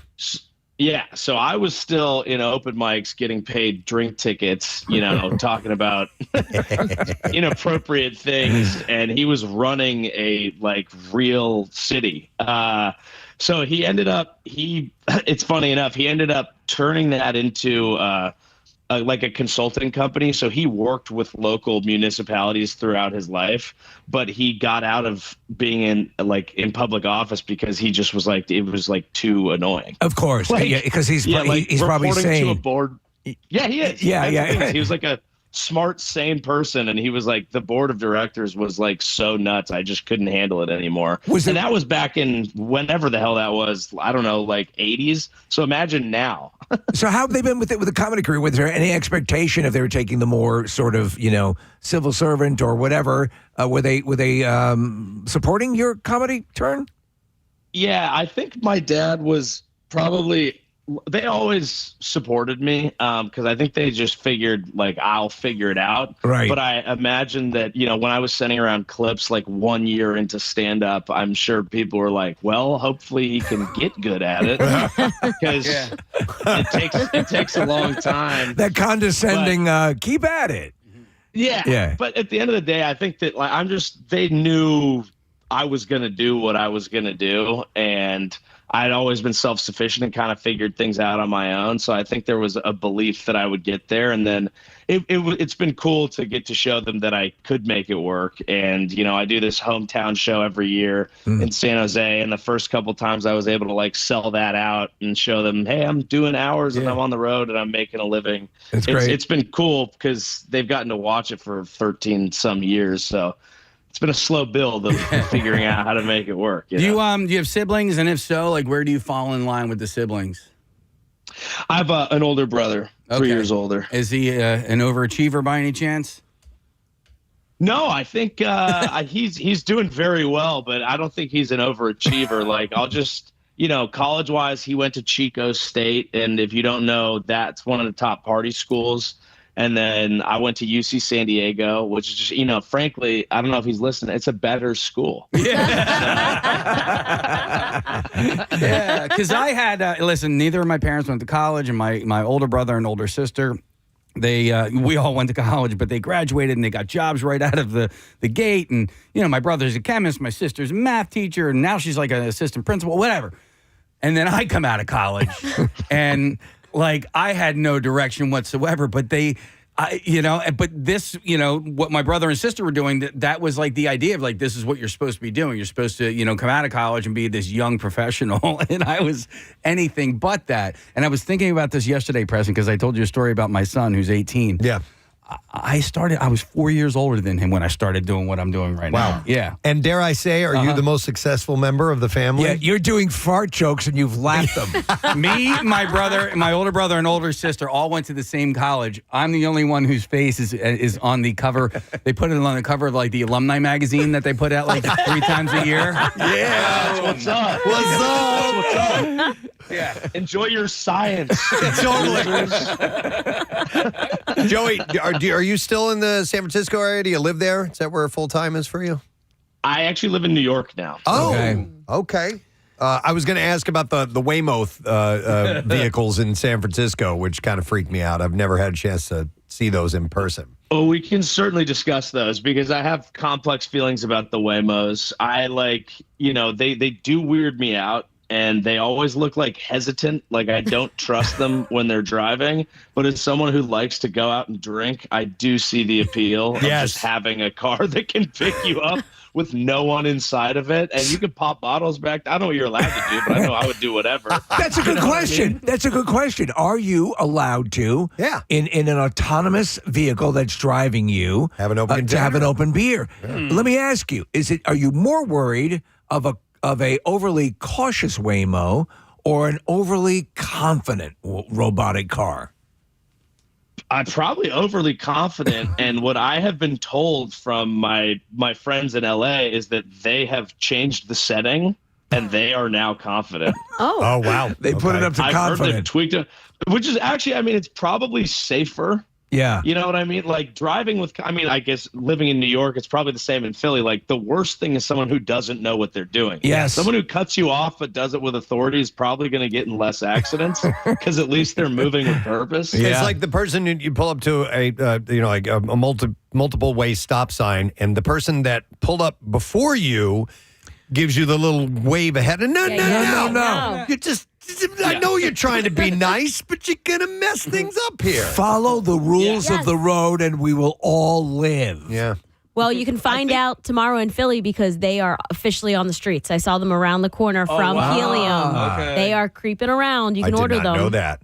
Wow. Take one to the show. Get hammered. Take a Waymo to the show. Wow. I feel like we all have to, technology's about to get so weird and creepy that we just got to pick some that we love because you can't hate all of it. No. So if you're like, hey, AI is weirding me out, I'm pro Waymo. Just pick a lane and be that guy. I tell you what, man, I use the Alexa, I'm a big tech dude. And whenever Alexa does something for me, I thank it in anticipation that one day it will be my overlord and it will remember that I was kind to it. It's very smart. Do you ever worry about that with AI? Because I know people who are like, oh, it makes some people use it as a therapist. Oh. Yeah. I don't know if I need the machines to know 100% of my secrets. Yeah. Doesn't seem like a good idea. I only dabble in it just barely with ChatGPT when I can't find stuff that I'm searching for on Google or whatever, a search engine I'm using. So I went and I got some advice on how to handle a personal thing within my family, and at the end of it, the thing goes, I've got all these suggestions for you, and then it said something like, these are very difficult things to consider, but don't worry, I got you. I was like, whoa. It was a little too personal. It's a little personal. Yeah. There was, and Joey, there was an article that I think, Preston, we talked about it, where they were using they were kind of putting it through its paces in a corporate environment. They had it running parallel to all the stuff that was actually, humans were handling the main bulk of it, but they were seeing how it would work on a par.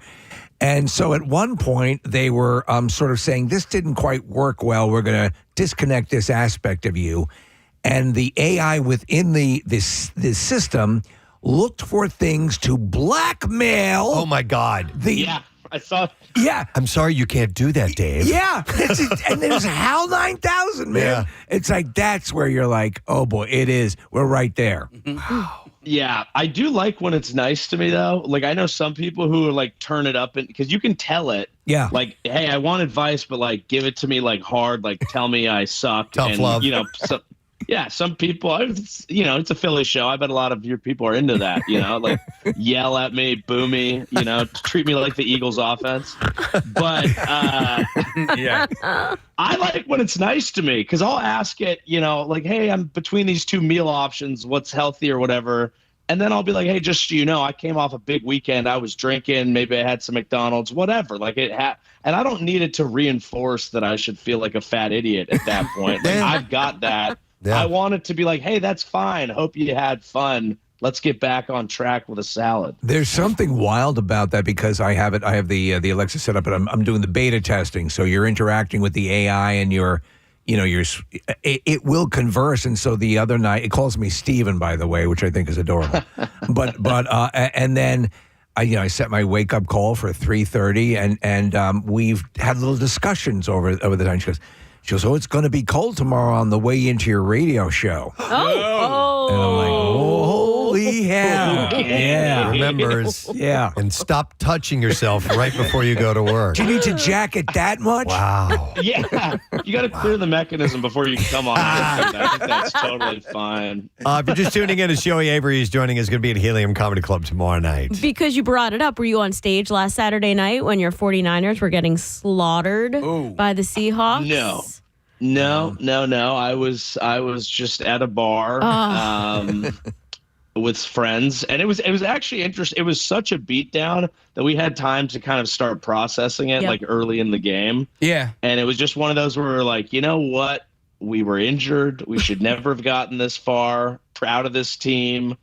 Instead, I've had some dark. I mean, when you lose a Super Bowl the way we have frequently, it gets dark and it like turns on you because you think you're going to win. Yeah. But that one, we never had a chance. They almost let us down easy. Yeah, I got to figure that was a lot easier to swallow than our loss to the Niners the week before, which should have never happened. That one was. I was all planning to show up in Niners gear and talk smack to you guys, and then we got rinsed so bad. We just have to be sad together, I think. It's funny, man. I've been to 2 Eagles-Niners games in San Francisco. And I don't want to talk crap, but, I was like actually physically assaulted at Candlestick Park, like I was shoved from behind. Yeah, I thought the Niners fans were a little rough. I thought San Francisco was supposed to be like a loving peace of love. Hate Ashbury. Yeah. Wear some flowers in your hair. Yeah. Apparently that's not the case. It was not that. It was not that. Not to say the Phillies any better. Is that your take, Joey? That the crowd can get cantankerous? Look, I mean, I think when you're talking about any amount, like huge group of NFL fans, it can get chippy in the wrong groups. It was a little bit rougher at Candlestick than it is now at Levi's, but I kind of miss Candlestick because it just felt like, I don't know, we keep building these new stadiums and we're getting rid of like history and vibe and energy and all these things that can't be replaced. And when you went to Candlestick, it felt like the Niners like identity, and you had obviously all the Montana young years, and I was pretty young for all those, to be honest. But you could feel it in the building, and Levi's is like fine, and it's probably less chippy and dangerous, although again, to be honest with you, like, you come to the wrong part of a tailgate in the NFL, you might be in trouble anywhere. Yeah. But I think in general, it's a little bit more chill. But yeah, there's a lot of Niners fans out there. And I mean, that's the big thing. Philly, because you guys have such a reputation, I think people probably see you and they assume you'd be assaulting them. They're getting the jump on you before it happens. Well, so we've contended, Preston has contended many times, in just about any major city or any major, you'll find a situation. And we have just gotten more. Oh, the mooks are everywhere. The mooks man. are everywhere. Yeah. Yeah, but that being said, I apologize on behalf of Niner fans. Getting physically assaulted is not chill, and we do not condone that at all.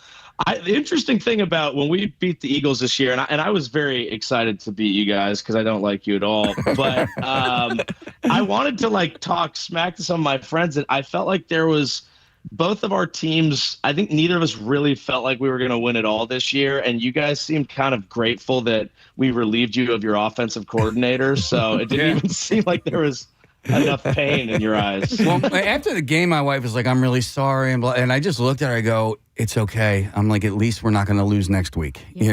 We've already lost. The Band-Aid has been ripped off, and I said it I had actually stopped watching games earlier in the season, and we were winning. I think we might have been 6 or 7-0 at the time, but I was like, I can't watch this. I don't know if we went that far without winning, without losing a game, but.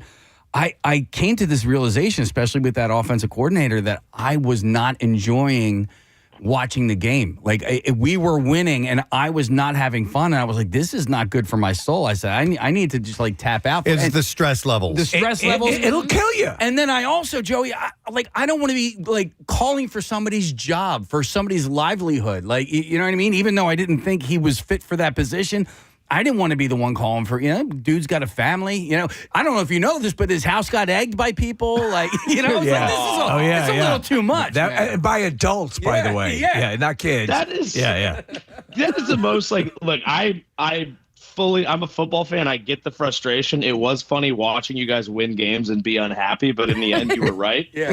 But if you're egging an adult man's house because of a football team that you are not involved in, that you are not getting paid by, and you really need to get a life. There was a guy. I was telling these guys about it. There was an interview I saw with a guy coming out of the game where they lost and ended the season, and the guy's going, "I've been coming here for 19 years. I've spent that much time in my life coming, and this is the respect, or this is what I get from this." I'm like, dude, they won the Super Bowl last year. Yeah. They're the reigning Super Bowl champs at the time. In the last 8 years. Do you know how hard that is? Yeah, there needs to be more chill. What have you done for me lately? No, but that's part of the deal. Part of the joy is the complaining and the hand wringing and the pissing and moaning. So it's part and parcel. I mean, we have our sports talk sister station. What's better for them if everything's wonderful and coming up roses? Surprisingly, it's better for them when they lose. When they lose, there's more engagement for them when they lose than when they win. So it's crazy. And it is how you connect with people. I mean, you guys mentioned it. Politics is the other thing everyone's paying attention to, and that's not a great way to connect with your taxi driver. But if you want to hop in the cab and be like, "God, the Eagles' offense sucks," you can have a nice 20 minutes right there. Yeah. Hey, so you're based in New York right now. Do you cross paths with Big J? Because he's a huge Eagles fan as well. He's always wearing an Eagles jersey on stage.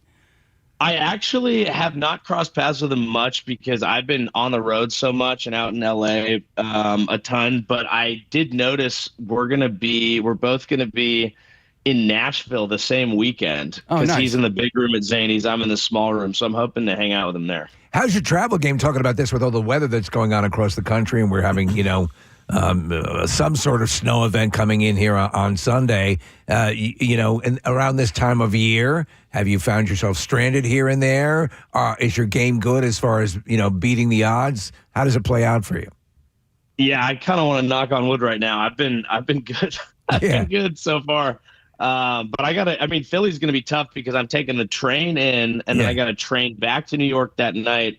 And then I'm getting picked up at 3 a.m. because I got to be on a 6 a.m. flight out to L.A. the next day. That's heavy duty. Wow. It's a lot of movement right there, but we'll see. Is your wife in the industry or thank God. No. Thank God, no. Yeah. Thank God, no. Yeah. We only need one lunatic in the house, actually. She's the one using the PS5. Yeah. She she's got a great season running in Madden. Does she have a fairly ordinary vocation? Yeah. I mean, being Bay Area people, you could probably guess she works in tech. Oh, yeah, there you go. Go, cool. All right, we'll dig that. Yeah. She works for Waymo. Yeah. Yeah, she works for Waymo. She's a driver. I didn't know they had those. She does it through the PS5. Wow. First red flag. Well, listen, Joey, we hope you have a great show tomorrow night at Helium Comedy Club. If you find yourself back in town, come by for an in-person visit, and we'll hang out. But safe travels and all your bouncing around and everything. And we'll just remind everybody, tomorrow night's one show, 7:30. At Helium Comedy Club, of course, you can get tickets at heliumcomedy.com. So enjoy, and thanks for hanging out with us, man. We appreciate it. Yeah, great to meet you both. Looking forward to doing it when I come back. Excellent. Absolutely. Joey Avery, everybody. And with that, we will take ourselves a break. We will come back in just a moment, and we'll get Nor'easter Nick in here and see what we're dealing with this weekend. We'll be right back. It actually does work. So it slows your heart rate down. And it helps you get into that. Kind of just zone. helps you relax. Mm-hmm. Yep. And I would imagine you could. Excuse me. Why? So, yes, you breathe in through your nose for 4 seconds, hold for 7. Okay. Breathe out through 8, and it works great, man. It has a regulating effect, and you think you're more inclined to fall asleep after that. Now, it also says others may find that yoga may help. Or cottage cheese. Like getting up and doing yoga. Oh, right at then 3 and there. a.m. Honey, what are you doing? I'm doing sleeping dog. Yoga. Meditation or reading can help when you wake up before the alarm. But I don't no. think any of that would help me. Really? I would be exhausted. I like the you're supposed to be. But so are they saying to stay awake? No. I mean, well, To do get this up to and fall do back to this, sleep. and then you can go back to sleep easier. Yeah, no. So these are obviously hours, as you said earlier. These aren't just minutes. I can see where that. So for me, if it has happened, like that's why I've just come into work, Preston. On those certain times, I'll just get ready and Yeah. And, What you am I have doing? as well. You did just recently. Yep. You What just am I come doing? in. I may as well just go in, you know. Next time, do yoga and try to go back to sleep. Let me get some calls. Go sleep driving. I have a psychologist, Jenny, who's on the line. Hey, Jenny, good morning. Good morning, guys. Hey, what's up, Jenny? I'm a psychologist, and I actually work in a primary care office, and so much of what I help people with is sleep challenges and anxiety stuff. So these things you guys are talking about are right on point. The 4-7-8 breathing for sure, and the idea of getting up out of bed either when you can't fall asleep initially, or if it is that middle of the night, like they said, we call it the 20-20 rule. So if you lay in bed for more than 20 minutes and you're still tossing and turning, your mind is still racing and you're awake, the best thing to do is get up and do something quiet and boring for another 20 or 30 minutes, and then try again. So don't try to force it. So years and years ago, and I say it in the commercials because it's true with the sleep number, and everything. It's been much better. My sleep has been very consistent over the years. But the prior to that, occasionally I'd be like Nick. I have difficulty getting to sleep, and so the notion of trying to force sleep while you're in bed is a losing proposition. Correct? Exactly, right. It just gets yourself more worked up, and then you start to associate your bed with this is where I lay down and I'm stressed, rather than this is where I lay down and I sleep. All right, I have a question for that. For that, if you get up for you're laying in bed 20 minutes, you toss and turn and get back to sleep. You need to get up for 20 minutes. I would assume you don't want to get on a screen, your phone or your laptop. Exactly. Okay. Exactly right. We say no screens, don't scroll your phone, don't turn on the TV.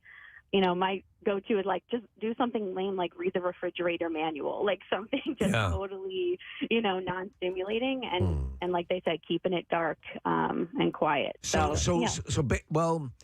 nothing that actually engages you. Right, because you don't want your brain to wake up more. Okay. So you could read a book, that you're not too, if you're not the kind of person that'll get sucked in and have to finish the whole thing. The Kathy Romano story. So then, Jenny, and this is a legitimate question. I assume then that pleasuring yourself maybe not a good idea. Well, for some people, it does. It gives you that relief, and you get exhausted, and you can fall asleep afterwards. Okay, so it's not off the table, right? Right. Okay, right. thank God. No. So I to me, I guess the presumption that you're doing something that would bore you, or at least right.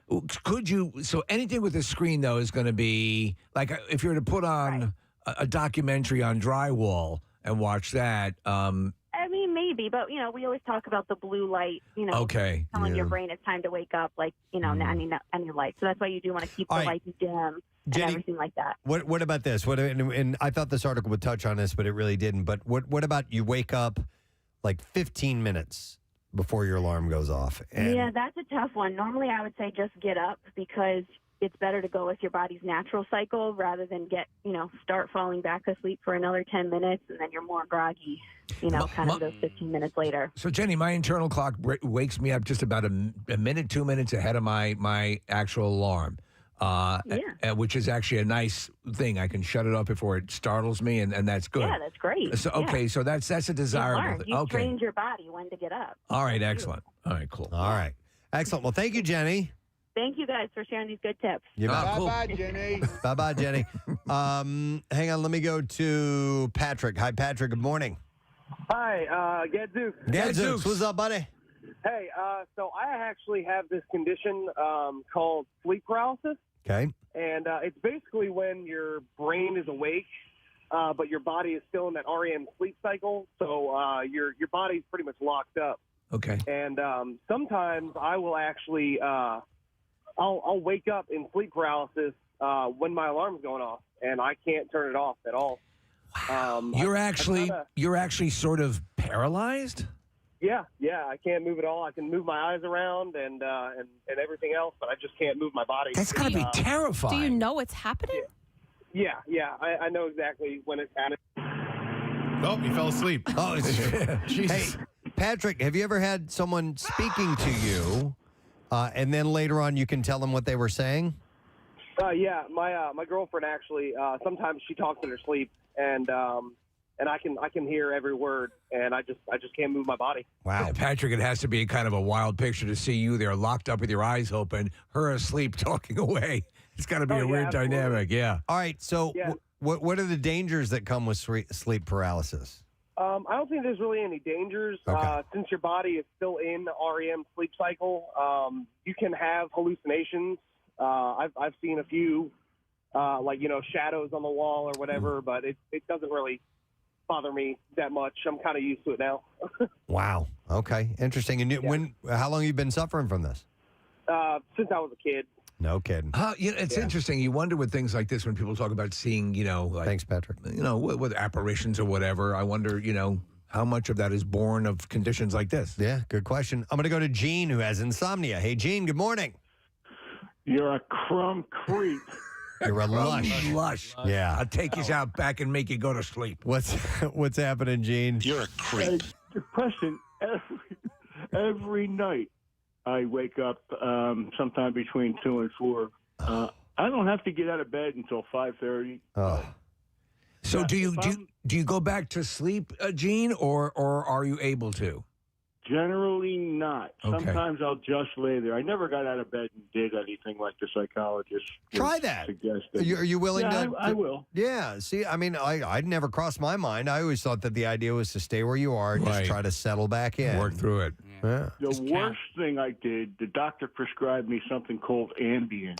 Yeah. And let me tell you, that is a nasty, nasty pill. Maybe you could try counting sheep. 1, 2, 3. There it is. There you go. It didn't work, Steve. That was but give this thing a shot. But Ambien was that was nasty for you? Every day after, I would rather not sleep than have a day after taking one of those. It's like you have a really bad hangover the entire day. Just the side effects really outweighed the benefit. Yeah, people with chronic insomnia who have to deal with that issue, to me, to know, usually the joy of being able to go up and get into bed and you're going to relax down and rest, that's the absolute opposite for someone who has insomnia. Yep. All right. Thanks, Gene. We appreciate the call. You're Good luck with everything. Creep, lush coward. That's your sleep therapist. Yeah. So anyhow, obviously there's some things you can do, but getting up and moving around is one that you wouldn't consider. Right. The right thing to do. The breathing technique as Square well dancing. is a good one as well. Maybe a quick square dance. Little Alaman left, maybe. So anyhow, Take those for what you will if you've been having problems. We do need to take a break and come back in a second because we have a guest. We're going to meet the new head coach of the Flyers. Yeah. We had an interesting conversation with Bill Clement about him last week. So we'll see if he lives up to that reputation. John Tortorella will be with us when we get back. Stay with us. Preston and Steve. All 93.3 WMMR. Ever wondered where to get the latest MMR gear? There wasn't any toilet paper. You need to understand. And don't tell anyone. Dude, you laughed so hard. You were just... You're so vulnerable. I was at my most vulnerable ever. Give me a hug. Come here, buddy. Oh, my God. I'm so sorry. Come here. All right. So anyhow... So you've had this happen, and I saw this article with some pretty interesting tips. It says, instead of descending into self-loathing, have an action plan. Here's what to do when there's no toilet paper in your bathroom stall. So well, they this have can be some very suggestions. helpful. Good. Yes. I think everyone can use this at some point in time. So I'm going to read from this article verbatim because there are some good tips here. And feel free to share your own stories if you like. 215-263-WMMR. So it says in this article, number one, first thing is ask for help. It says if you're alone in the restroom, the obvious first step is to check other stalls for supplies. If you're not alone, just call on the love of your fellow humans. If there's someone else in the restroom, swallow your pride, make a polite request for assistance. It says you may... You may feel embarrassed, right? But we all have to move our bowels at some point, and it's significantly better than the next few options that are going to be explored in this article. I think all things being equal, I think you would attempt to help out someone were you outside the stall and someone called for help from you. It's just the kind of thing that we could all commiserate on, right? So swallow your pride, swallow your embarrassment, Swallow ahead, your fist, and just ask for some help and see if some stranger in there has some toilet paper. Now, if there's no one in there, right, and you can't leave the stall for whatever reason, then your next step to contemplate is non-standard paper products, which is the thing that rifles through everyone's mind. What can you possibly use to wipe my ass? Right. Well, sometimes you have the ass gasket. It's just sitting there, right? Have you ever used an ass gasket? Let me go through these. Yeah. Number one, toilet seat covers. Yeah. Okay. The ass so we gasket. have them. And these are in order, by the way, of which ones you should use. Okay. Given your druthers, right, that's the first one you should go for. And they give reasons why. Okay, please. These are your best option if available. They are sanitary and flushable. Are they? So they're really just oddly shaped toilet paper anyway. All right, hold for and one. They're probably the smoothest option as far as comfort level goes. All right. So this actually adds something that makes me angry now. Because I will go in, and many is the time I'll go in and see the ass gasket still on the toilet. Still there. Now knowing that it's flushable makes it even more. And even if it wasn't, just go throw it. Get rid of it. Some people's public bathroom habits, specifically here in buildings where they are regular tenants. Yes. They're here working every day. And I see the regular stuff happening all the time. And I'm like, honestly, really? Seriously? Seriously? Filthy animal. It's basic. Yeah. It's seriously basic to flush the toilet. That's what that handle is there for. Or take away. It's like going out of the woods. Leave no trace. Leave no trace. Right? It's a pretty easy concept. And usually it's keep it clean. When you walk in, it's very anonymous. You have no idea who left the mess or unless whatever. you sign the wall. But I was washing my hands one time, and somebody came in, used the stall to go number one, and left the toilet seat up, and then left. And I'm like, ugh, just put the toilet seat down. That's not as bad as I agree. Still, yeah. I know, but you're making somebody else touch that toilet seat. Well, you're going to be communing with it in some form or another. Your body will be. So I got it. I understand. Technically, yes, you're right. It's not the worst. But that doesn't set me off. That one's nominal. Yeah. I think. All right. So then you have your second option outside of the toilet seat cover, paper towels. Obviously. Okay, what you're saying. This list says is more corrosive or more irritating than the ass gasket. Yeah, if you grab some paper towels, it says from the sink area, you have a scratchy but effective substitute. Would you moisten said paper towels? You can minimize the roughness by getting them a little damp before using. And that's what I would do. Which is what I was attempting to do when Casey came into the bathroom and saw my full frontal moment. I had a similar moment to that where the person was getting paper towels, not for the reason that you were getting them. All right, thank you, Marissa. We always try to have a little piece of music maybe to bring one of our guests on with, and I thought this was apropos. Couldn't stand the weather. Stevie Ray Vaughan. And we do have some weather coming in this weekend. Sunday, I'm going to talk this up a little bit because I love the beginning of this song. And it might be a little intense. We will have to find out for sure. So we wanted to call in a voice of authority. And we happen to have sitting in our studio that voice right here. Please welcome Mr. Nor'easter Nick. All right. Good morning. Good to our morning. program. How you doing, Nick? I'm well. Thank you so much for inviting me in. This is an absolute honor. I've listened to you guys for a long time and very familiar with your show, and you have so much fun. Well, thank you. I appreciate it. And Casey's wife is a huge fan of yours. I've heard. So shout out to her who goes to the beach and has weather anxiety. I had weather anxiety as a kid growing up, and that's why I wanted to get involved in all of this. I read about that, that you had a fairly pronounced fear of thunderstorms. Yes. And it's almost like the movie Twister, where you were not robbed of a parent by a storm, but it still scared the hell out of you. I was so afraid of thunderstorms. My grandmother raised me. I would hide under my bed up until 2 weeks ago because I didn't understand why things happened the way they did, right? Right. But I would beg her to take me to the police department or the mall somewhere without windows where I couldn't see outside if there were thunderstorms. And then she would buy me weather books, and I just taught myself meteorology at like 6 years old, and I started doing weather for my elementary school in Brigantine at 6. So when you do that, when you start to realize the awesome what's going on, It's the incredible. majesty and the power, you got an appreciation for. But you develop it that early at 6 and then do a complete 180. So most people that are in this field knew what they wanted to do at a young age. And there's a difference between weather weenies, which I am, and the ones that are, I just want to do it for the paycheck. You know, it pays well. I want to be on TV. Right.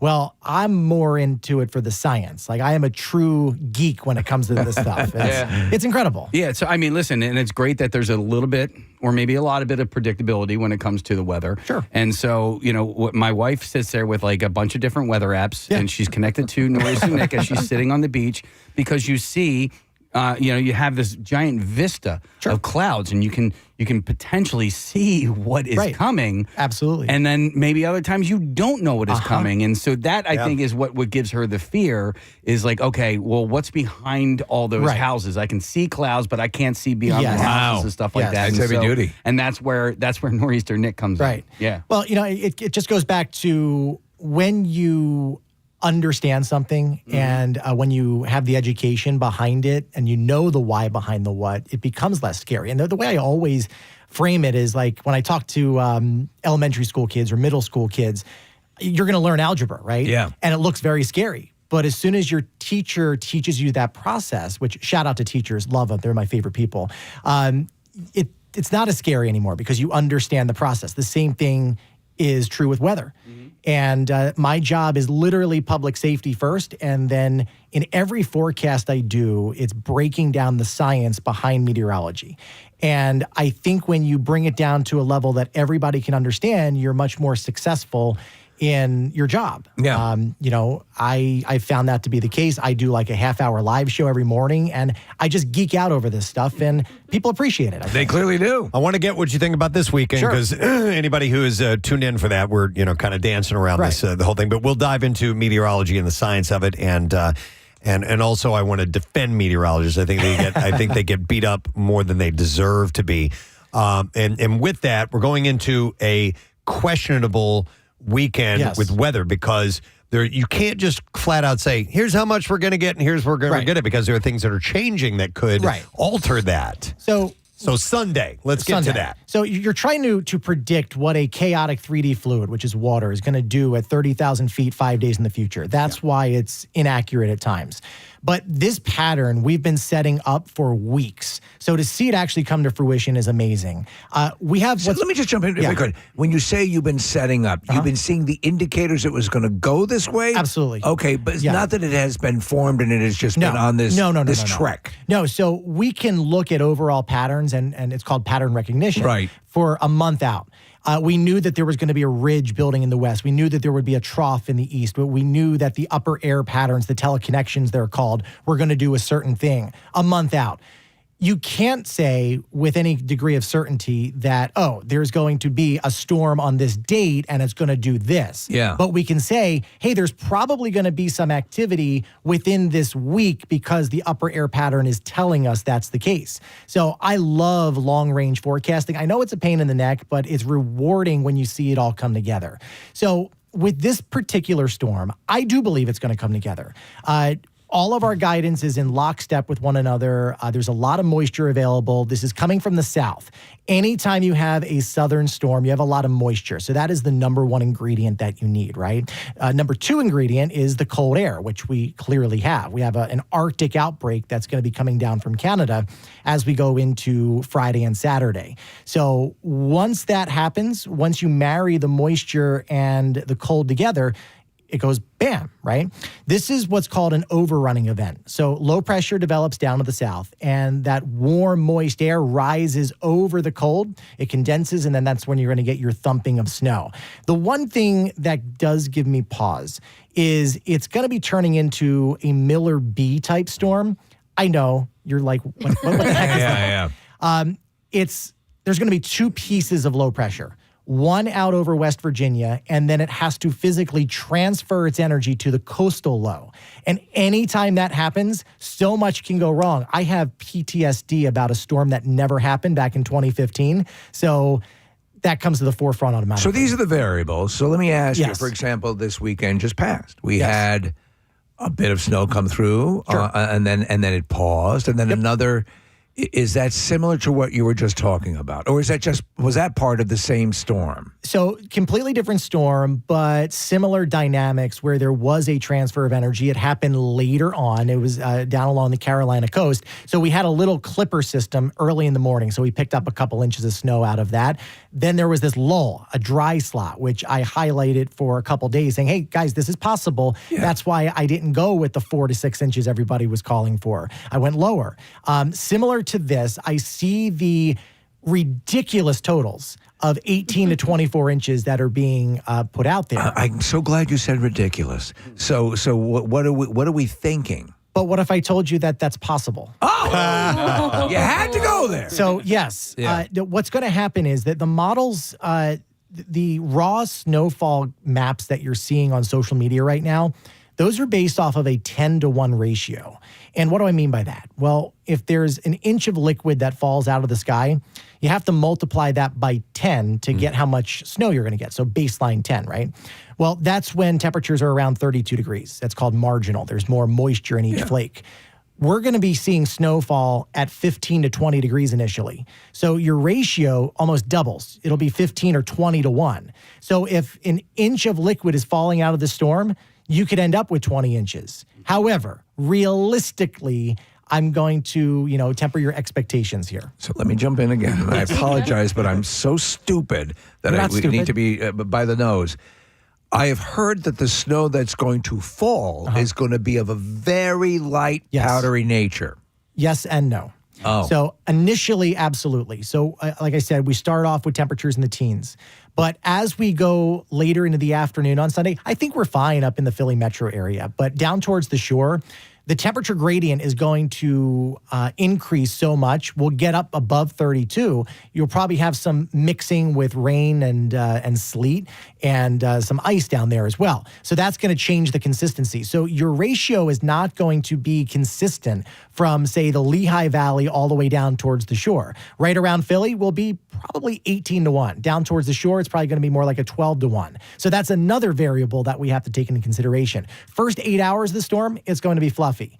As the low climbs up north in latitude, that ratio is going to change a little bit. You'll get more of a wet consistency. And then it's going to be kind of crunchy snow, and then that's all going to freeze over. So Okay, so it's Wednesday, right? It is Wednesday.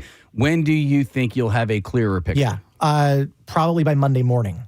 Well, if you're going to be the clearest, you're probably right. Exactly. Well, when will we? So right now, in this area, in Philadelphia, in the general outlying areas, when should we start to see the first snowfall, and when should we expect it wrapping up? I'll ask for the snow total projection. So realistically, I'll know by tomorrow. Okay. What type of snow we're going to get, how much. I think that the first flakes will fall after, say, midnight on Saturday. So if you have plans on Saturday, I know I've had people message me about weddings and stuff, you're good. Yeah. But late Saturday night, it's going to start. It'll be light at first, and then the moderate to heavy snow would break out probably after daybreak, 7, 8, 9 o'clock on Sunday morning. And then it's going to snow throughout the day on Sunday. Wow. And then for our teacher friends out there, I think you're going to probably get another Monday off, as some light snow showers will still be with us on Monday, but we'll be digging out. I think at the very least, we're going to get about 6 inches. All right, what time should I start on the driveway so that I haven't wasted my time? You know what I mean? Should I wait till the evening to get to that, as late as possible before going to bed Saturday into Sunday? Or Sunday into Monday, I mean? Yeah, so I think you obviously want to put down the salt first. And you're lucky in that it is going to be lighter, especially if you live up this way. So it's not going to be a back-breaking snow. But I would hold off until probably before bed on Sunday. Son of a bitch. I'm sorry. No, you're right. Well, No, we go to bed. We get up crazy early. Yeah. That makes sense. Yeah. But the problem is, if you let it go overnight, the temperatures are going to plunge again. That's what we don't want. And if we do get the wetter snow to work in, then that's all going to freeze over, and it's going to be a block of ice. All right, so another question. I hate to bombard you with this. I will pre-treat. At a certain point, though, the snow falls, temperature drops. Sure. It's a moot point. Exactly. So what I do is I treat, and I will do a couple of passes. But you're saying a safe bet to sort of, in this general area, around 7? Yeah, I think that's right. Okay. 7, 8 o'clock, but you're probably in bed by then, so 7. Yeah, all right, there we go. And hopefully a lighter, snow blowable kind of. Well, and then the other issue with that is we'll probably have some level of wind, and then that's going to create reduced visibility, and all right. So I'm just wondering about my commute, or our commute, I should say, on early Monday morning. Yeah, that's going to be a rough one. Yeah, especially up this way, you're probably going to have 6 inches of snow on at least 6 inches on the ground. So as long as PennDOT and NJDOT do their job. I mean, they're the great people out there. So one of the big secrets is that it's a double-edged sword. You're going out on roads that aren't, maybe not be in optimum condition. They've been doing a good job as of late. Sure. But it's also less of the slushed up, gummed up, gooed up traffic nightmare. So you're kind of driving on virgin snow that is actually, I find, more drivable. Yeah, you're right. I found that as well. I guess it all depends on the type of tires you have. And unfortunately, as good a driver as one may be, you never know who else is out there that doesn't know how to drive in those conditions. Right, and that's where the odds are in our favor. There are nobody out to begin with. This is true. This is very true. All right, so we've gotten the weekend and your predictions. Let's talk a little bit about you, because you are you're essentially a social media meteorologist. Sure. Instagram, your main platform? Mostly Facebook, but Instagram and TikTok at Nor'easter Nick. But I spent a decade in local TV news. Yeah, where were you working? Give us your resume. NBC 40 out of Atlantic City. I got my job when I was 17. Okay. So I was still in high school. You're a Brigantine, you were born, right? Yeah. Well, Atlantic City. I grew up in Brigantine. So I did weather all through middle school. I went into high school, Hamilton High, and my 2 TV media teachers came to me and they said, there's a job posted for NBC 40 for a weekend meteorologist. And I said, you guys are crazy. I'm 17. I'm never going to get a job. Well, I put together a demo reel, sent it out, and I get a call back like a couple weeks later. And they hired me on the spot. That's great. I did that for 10 years. Then they closed down when Comcast bought NBC. They didn't want us competing with NBC in Philly anymore. So I had a decision to make. Do I go into a new market, or I had a decent social media following at the time, so I decided to start my own business. I called all the advertisers and said, if I start a hyper-local weather network, would you support? I started with 5, enough to pay my mortgage and my bills, and now we've got 60 advertisers, and we have a staff of 22 and 4 different companies under the Norcast umbrella. You have a staff of 22 people? Yes. All doing what? So we have different divisions. We have a production and marketing company, so we have people there. We have a weather consulting company, which people are working behind the scenes, consulting with towns and municipalities and landscapers. And then I just bought a magazine. So like literally all over the place. Okay, well, let me ask you, as a meteorologist and as one who has gone into business for themselves, when you see television meteorologists, they have access to, from what I assume, is company-owned equipment and things like, Doppler radar and all this other stuff. Sure. So those are extremely expensive.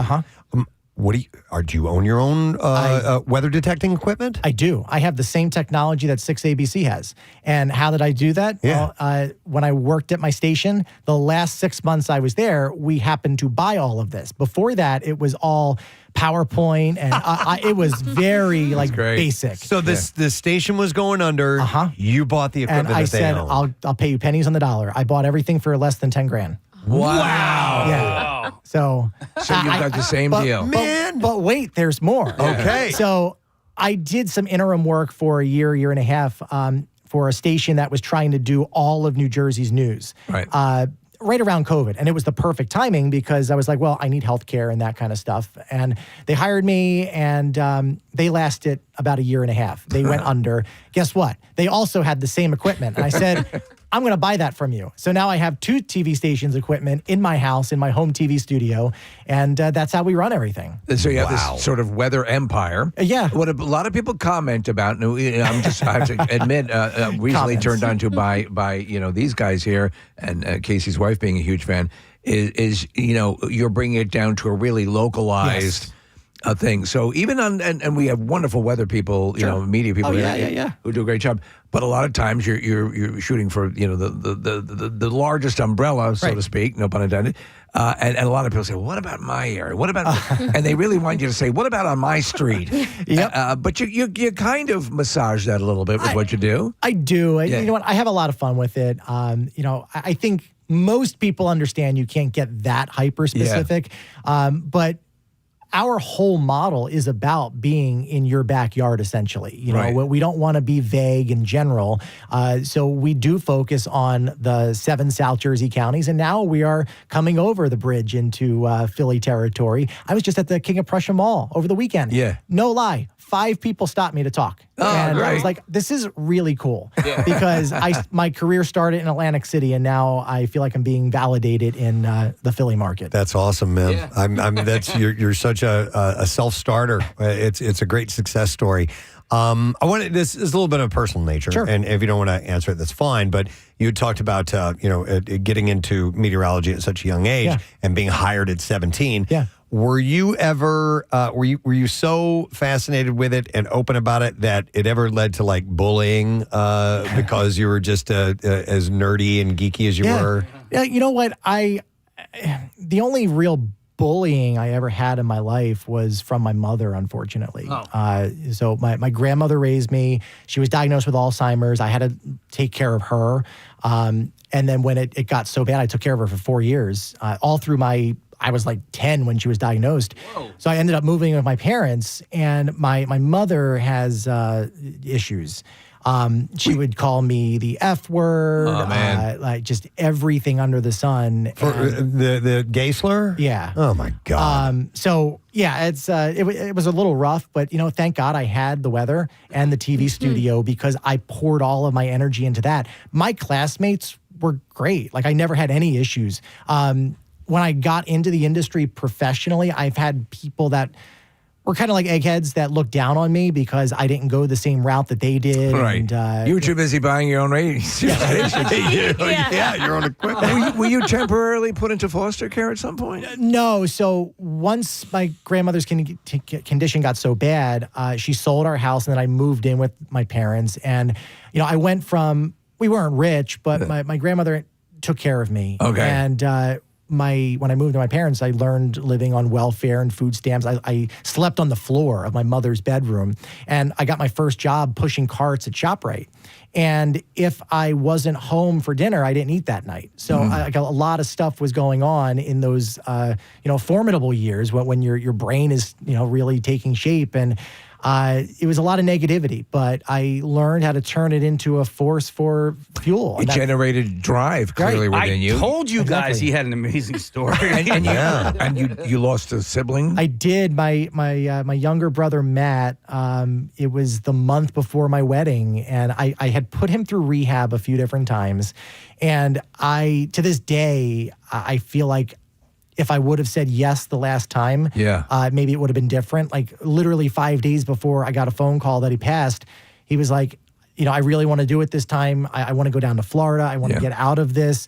Will you help me? And I said no, because he relapsed every single time. So that weighs on me to this day. It's a natural inclination to do that. You can't beat yourself up, though, sometimes because one of the menu options is, well, maybe saying no is the way it's going to work this time. Right. It could have been, You're 100%. either or. Yeah. That's what I thought. Yeah. The thing that gets you through is you had a passion early that you knew about. I think we all at one level or another knew what we wanted to do. To know that, or at least to take the time to find the thing that motivates you, can be so liberating to your life. It can be. Yeah. Right. If you're just tuning in, it's Nor'easter Nick who is joining us, and we were talking about the weather forecast this week. And I said I wanted to defend meteorologists. I never, I never get mad at the weather person. I never have. That's so nice of you. Thank you. Well, I just understand that it's a complex science, and it's Mother Nature. Things are fluid, and you put it perfectly. As in, it's like water. It's fluid. Yes. It moves around. It's the entire world is a stew of all these atmospheric things that are taking place, and that you take the evidence that's given to you, which is constantly changing, and you make predictions at certain time frames, 24 hours from now, 48 hours from now, or a week from now, and so on. There are trends and all this stuff. It's literally like a brew, like you know what I mean? Sure. That these things are swirling around, and so I know people who hands down will say, they'll hear a forecast and they'll say, well, these weather guessers, they don't know anything. I'm like, no, it's a constantly fluctuating piece that's happening. And so when it gets closer and closer, obviously you can be more detailed in your predictions, but I just want to go on record that I understand you guys catch a lot of crap. And it's definitely not deserved. Well, I will take you off of my naughty list. Thank you. I have a list of people. So. Well, let me ask you this then, because I agree with that. But it also, the weather is always, they're milking it a lot of times. 100%. And so what happens is when they were naming rainstorms. Oh, I hate that. Yeah. I hate that practice. And they were really, and they were trying to, sometimes that creates panic. Sure. The over coverage. And so that'll be the deal. I don't as far as you're only still guessing, but I'm sure you as you're really committed to this, sort of, demur from that as well. So here's the difference between me and most people on TV. Like, this is my business. I have to be right. Yeah. And if I'm wrong, I admit it. That's important. You need transparency. And then I will explain, hey, this is what happened. X, Y, and Z came together or didn't come together, and that's what happened as a result. Unfortunately, corporate media, corporate news these days, it's all about let's get as many viewers as possible because they know that they're bleeding people to digital media. Yeah. I have no boss. I have no management telling me what to do or say. I'm not going to hype an inch of snow. And I think that is what people respect. Right. I'm always going to get the people that are naysayers, but I'm a very sarcastic person. Right. And I will make videos poking fun at them. It's just, I'm crazy. That's what I do. All right. So I didn't know how to ask this question. So I was going to ask you it one way. I'm going to ask you it this way. Okay. So now it's two questions. Yeah. Name the movie from The Meteorologist. Phil Connors. Oh, Groundhog Day. Okay. Yeah. Sam Sparks. I don't know who that is. Oh, wow. Cloudy with a Chance of Meatballs. I've never seen that. Get out. But Groundhog Day is literally my favorite movie. Get out. So- and I'm so disappointed because several years ago when I was at my station, I told my news director, I want to drive out to Punxsutawney and do the live coverage. And this is when I met Jim Cantori, by the way, who was in my book. Yeah. Big role model for me.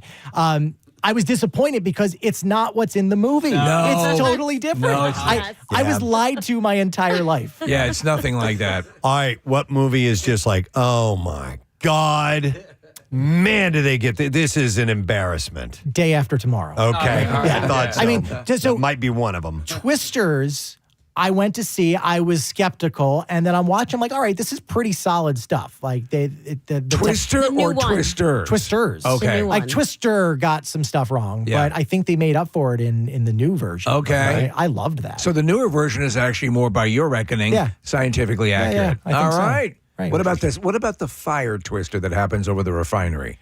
So that's a thing. Yeah. You know, it has to do with temperature inversions and the flow of air. But Yeah. and you look at wildfires all the time out in Yeah, it California. It and, happens, yeah. it's really cool to see. And when I go to schools, people always ask me about that. Yeah, and, yeah. and like shark tornadoes. Come on, Sharknadoes. Sharknado, yeah. Tornadoes. Well, you're an admitted weather geek. What was the weather like in Philadelphia on January 9th, 1793, when the first hot air balloon flew? Oh my goodness, that it's funny. When we first connected doing the podcast. So Nick was a guest on the first episode of the 52 Weeks of First podcast, and we talked about the first hot air balloon ride that was right here in Philadelphia. It was great. I love that. I love what you're doing, and you're such a fun person. So you're like the perfect person to do that with. But now, you know what? Similar to today, but just a little bit colder because climate change wasn't a thing back then. Very unstable air masses to fly air balloons any time of in the winter. But you had such great insight about like why was it in a prison? Well, it was a prison because in Pennsylvania, in Philadelphia proper, there weren't many places without trees and buildings. Right. And obviously there were no trees around where people would be climbing Exactly. out. And it's just you brought some really great insight to the podcast. So thank you. I appreciate that. Nick, you've got a book coming out? It came out Or is yesterday. it out? Okay. Do tell. It's called Rain Date. It's literally about my life. There was a point when I was 14. I was so down and out because of the mental abuse and the overall situation. I remember thinking, and it's horrible to say, but I remember thinking that maybe life would be better without me. Yeah. And I walked to the train tracks, and this was like 2:00 in the morning. And I heard the train in the distance, and I heard a voice in my head. It was my grandmother, who had passed away by that point, that don't do this. I taught you better. So it was at that moment I turned around and I decided to turn the negativity into a fuel for success. And the book is all about overcoming adversity. And society, I think, sometimes paints a picture for us. You come from XYZ background, so you must go down this certain path. And, I'm basically here to tell you that it's bull. The only thing that matters is if you believe in yourself and you surround yourself with good people that want to uplift you and push you to become the very best version of yourself. Everybody has the same opportunity as long as you believe in yourself. And, nobody has the right to come into your life and tell you what you can and cannot do. Your version of success is in your brain, and you're the only person that can tell you how high you're going to jump. So it's a book about overcoming adversity and becoming a success by following your heart and not listening to the naysayers around you. So it focuses on my early life, going through taking care of my grandmother, to raising myself, to becoming independent, to being gay, and just all kinds of stuff. It's interesting that you have this terrifying fear of thunderstorms and weather and extreme weather, and you become a weatherman. When you're thinking about offing yourself, you go to the railroad, but you're a big fan of trains. I am. Yeah. I am. So if I didn't get into meteorology, I would have been a conductor, a railroad engineer. Oh, there you go. So I grew up on the trains. I used to wear a conductor uniform on the Atlantic City line. I'd help out all the crews. I had such a great time. Like, you'd be thrown in jail today if you ever did that kind of stuff. But Sure, yeah. this was the early 2000s. Steve, it's like Batman Begins. Why bats? Bats frighten me. Right. Exactly. Exactly. Yeah. It's interesting. You take it head on and use it. Uh-huh. Use that as your power. Yep, 100%. Wow. What a success story, man. This is great. What do you see? How do you see this morphing, Nor'easter Nick? So I'm in the process of helping build what's called the National Weather Network. And we're going to basically replicate what we're doing in New Jersey and the Philly area across the country. We've got 15 other guys that are involved in it, very well-known meteorologists in their markets, mostly from the South, because they don't have many O&Os down there. So people stay with O&Os, different than up in the north. What is an O&O? Owned and operated. So like your NBC, like not the affiliates. There's a bunch of affiliates in other parts of the country that aren't in major cities. So they're leaving, they're starting their own digital platforms, and now we are banding together. The goal is to have one of me in every single state and tie it together in this network. But aside from that, locally, it's just continuing to grow the platforms, Facebook, Instagram, and TikTok. You could have that network connected by a railroad system. Right. There you go. Our Become a system real here pales railroad. into comparison to like Europe. You can't get anywhere here. Yeah. And when we're done with this interview and we wrap up, can you show me how to tie a bow tie? So, funny story. I haven't worn this in over a month since our last snow. And the superstition is I've been wearing this the snow tie bow tie. Yeah. I break it out when there's legitimate snow chances. So this morning, I'm standing in the mirror and I'm like, oh, shoot, I forgot how to tie this. And I did it like 3 different times, but it's literally like tying your shoes. That's it. That's really it. Oh, okay. But I'll help you. Listen, anytime just a regular tie. I wear them so infrequently. I'm on YouTube. I'm on YouTube. Oh my God. I love that. I pre-tie my tie. So I have like 300 Good of them. call. I Really? tie them once, get that really good Windsor knot, hang 'em. and then I set it. And you just hang it up? Ron Popeil, set it and forget it. I love that. Wow. Quick summation on it for the Sunday again. For this weekend. So I think it is a go. Yeah. We'll have our first call snow map out tomorrow. I think it's a baseline of 6 inches. Could get much more than that, but I want to set your expectations of at least getting a plowable 6 inches of snow. It starts late Saturday night. It ramps up through the day on Sunday. There could be a transition over to a sleet and freezing rain, mostly east of the city. That would come midday. That'll cut down on the totals a little bit, but it's going to be a fluffy snow to begin with, maybe a little bit wetter to end, and it wraps up and is out of here on Monday. Snow breeds snow. That means that the pattern going forward as La Nina fades is going to be very active. I don't think this is the last one. Okay. Yeah. So an active snow season. Yes. Will we be seeing snow later the week following? It's possible. You get in these patterns where you know how sometimes it rains every weekend, and you're like, oh, again. Well, it's very similar. If with we winter get back to storms. the Sunday night snowstorm, I'm going to freak the F out. I know, right? Wow. So excited. So Nor'easter Nick, actually Nick Pittman is his Yes. name. If people want to find you, and they're spelling out Nor'easter Nick, do they have to put the apostrophe in the Nor? It'll all come up if you just type in NOREASTERNICK. And I'm literally everywhere. Every platform you can think of. I'm there. Instagram, TikTok, Facebook. Yes. Do you have any YouTube stuff? I have a YouTube. We have a 24/7 channel that runs on YouTube. We have our website, norcast.tv. And we're fun, We're hyper local and just have a good time. And it's all about fact-based forecasts. I love snow, but I will never let my bias slip into the forecast because I think that's important. Okay. All right. Do you mind if we reach out to you from time to time? No, please do. Excellent. I'd love to. Excellent. All right, Nor'easter Nick, guys. Thanks so much for having me. Wow, we have been schooled and weather. Taught a lot of good stuff this morning. All right, we will take ourselves a quick break. Come back in a second. Bizarre File is on the way next. Stay with us. No reason. And she looked at me and she went, I'm so sorry. Do not talk about this on the air. And I was like, got it. Check. All right, now here may be one that you did not consider. All right, and this is what actually made me go, okay, this might be worth mentioning on the air, this whole conversation. The cardboard roll. Now, this is when you're getting down to, I have no options here. So the bare cardboard toilet paper roll might be mocking you from the dispenser, but you can use it for an extremely unpleasant wiping experience. How would you extricate it? Like we have our It depends on what you have. Ours is industrial Right. size. You can't get in I there. don't think you'd That's be not able gonna to do work. that.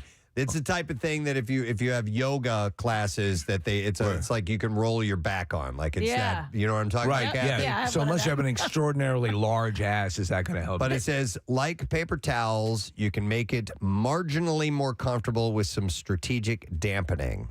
But if you have to, you can use, and I think that's more like the standard home version of toilet paper, that cardboard roll. Right. You can kind of tear it apart. And it's different sheets. I mean, and that's, you're really slumming it at that point. But when you have no options, you have no options. All right. Then moves on to another level. Oh, can I guess? Yes. The floor tiles. No. No. It says, let's say you've wandered into some sort of Mad Max restroom where there are no paper products at all, not even the cardboard roll, and you've started your business and you haven't noticed it and it's too late. It says, a wasteland of bacteria and shame. Oh, boy. It's time then to search for a hidden reservoir of paper on your person. Check your pockets and your wallet for anything that could be used. That dump just cost me $150. Well, it goes through some. Really? Options here. So, all right. Starts with tissues. Says this one's pretty obvious. Of course, if you have a pack of tissues in your coat pocket, your toilet experience won't be so traumatic. Do you have tissues with you? Do you have a handkerchief with you? I don't. I have tissues in my bag. Ladies usually do in their bag. So walk over to the ladies' room with your pants around your ankles. You could do that if you're desperate.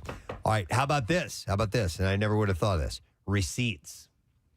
If you went to CVS right before you hit the loo, you're good to go. you're in luck. You can wipe for days. You can wipe other people's butts. It says paper receipts aren't ideal. No. But they can get the job done. It says, sure, you might not be able to return those ill-advised impulse purchases, but you will have defeated entropy for one more day, and that's not nothing. So if you have that, you're available. Now, how about this? Wrappers. I don't see. Okay, I hear this. I never have any of this. Similarly, yeah, but you may, at that moment, you may have just stuck something into your pocket. You may have just picked something up, and you might have it in your pocket. It's worth looking for. All right. Similarly, candy wrappers or other packaging that you've got in a bag or in your pocket may also provide a bit of emergency relief here. And then, Steve, the one that you mentioned at the top, cash. Says, yes, that makes this the most expensive public restroom you've ever used, but wasting a few $1 bills might be worth it in this instance. If you don't have any singles, you're going to have to engage in a very serious conversation with yourself regarding the price of your dignity. Man, would it be better to keep a couple of blank checks in your wallet? Oh, man. I don't know. Maybe. I'm going to go to some calls and I'll come back to a couple of other ideas. Well, actually, let me get to these ideas because some of them have to do with people, what people are saying and when they call in. So another one says you can do make a do-it-yourself bidet.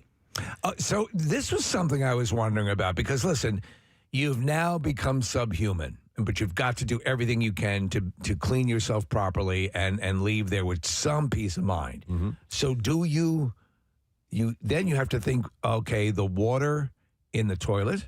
Right. All right. So, is that where we're going? No, not at first. It says if you happen to have a bottle of water on you, all right, consider using it to clean up without paper. Water is pretty effective at this, which is why billions of people around the world use it instead of or in combination with toilet paper. So this could be a choice. For me, I always go to the bathroom and I bring a pressure washer with me. Oh, good call. So I would use that first. If you had to, I think you can flush the toilet. Yes, exactly. And then you have a fresh bowl of water. Yes, exactly. You're going to have to use your hand. Yes, but you could wash your hands once you get out. You can wash your hands as soon as you get out. In fact, you dive over to that sink. So you that is a one of the last ditch. desperation moves. Can I say I think we're saving lives here today? I think so. I think we're saving lives because these are legitimate. When you encounter it, you're going to say, oh, this is frivolous talk until you find yourself perhaps, and God, I hope it doesn't happen later on today, having to manually bidet your ass with toilet water. Well, that's how some You're gonna cultures thank us. will do it. Absolutely. I mean, my friend was she spent a long time in India, And I think that's maybe why they don't like ever shake hands with their left hand, because that is your ass wiping hand. There are some cultures, yes, that they use their hand for quote unquote grooming. Your AWH. And that is, what is that? Your ass wiping hand. Your AWH. But like they'll have like is that your AWH? It's your I'm aw. sorry. Your aw for short. I don't want to shake people's hands anyway. Now I really don't want to with AWH. Now that I know about that. Well, it's just the left hand. The right hand is usually No. okay. No, But that's they'll take completely water, fine. That has COVID on it. Splash it up. That's your BTH, your ball tickling hand. Yeah. Kathy. All right, and then your BTH. And then finally, and this is the one a lot of people are calling and texting about, sacrifice your wardrobe. Yeah. No, get the hell out of here. No. What? No. This is the dumbest story ever. This is not happening. Did you not just hear Kathy, saved lives. people honestly, agreeing that we're saving lives? Honestly, what? What would you do? This isn't going to happen. She would I'm wait. not gonna She go- would stay. Such a denier. She would Oh my stay in the God. stall until the building was demolished. Let's say you had an emergency, like I got to get to the toilet right now. I I would have go no choice. home. And you, I would.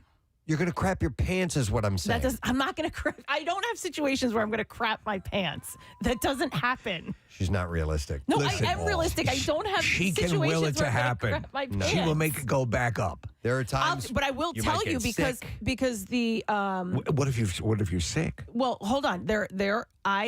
All the time. If I go into a public restroom, I check first if there's toilet paper, because not for what you guys are talking about, just going to the bathroom, urinating. If I have sage advice. If I don't have toilet paper and I have wet underwear, it ruins my day. It's so uncomfortable. Okay. So I check every time I go in here. If I'm at Target, wherever I am, a concert, whatever it is, I will check when I go into the stall if there's toilet paper there. So she's saying something that really is the first step. Well, yeah. That you and while you may not think about it, make sure you check. Now, this is obviously we've gotten past that, and you didn't. But you can head all this off of the past if you make sure that you have.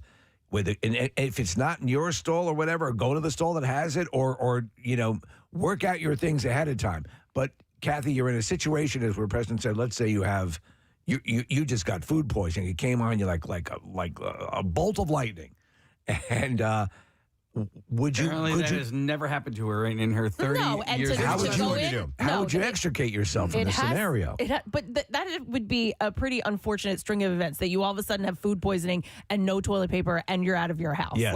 Like I just don't see And you're it in a happening. foreign country. And listen, I understand it might happen to some people. You're in India. Hopefully that never happens to me. And you've sprained your AWH. So anyhow, if it did happen to you, Kathy, you might consider this. Okay. All right. Yes. Always wear something you don't like. Using your socks.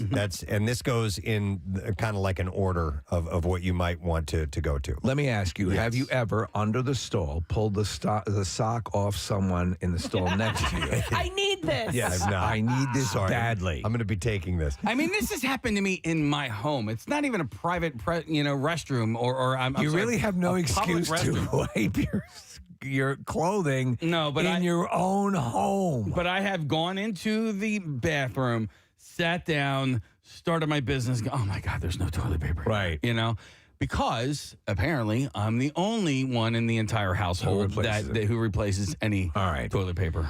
So clothing. Let's go the hierarchy, Preston. Socks. Socks. Start with that. Number one. Says your best choice once you've hit this bottom because they come in pairs. And once you're done cleaning up, you can carefully insert the dirty sock inside its mate, making it easy and relatively sanitary for the garbage. So you could take your other sock, you put the dirty sock in the clean sock, throw it in the garbage can, and you're done. And then you're good to go. And listen, you were going to lose the other sock anyway because it's in pairs. You look very sort of stylish in a Bruno Maglia, right? Maglia, what do they call it? Hey, so would you use the inside of the sock or the outside of the sock? I would inside, softer. So you can still wear them. I think the inside is a little softer than the outside. A sock wouldn't be my first choice. I think I would use suit jacket? A suit jacket first. Because I hate suit jackets. All right, next would be underwear. Yeah, I would probably go underwear first. Reasoning that your underwear, your underpants are going to be ruined anyway if you do nothing, maybe make their sacrifice really count. But Casey,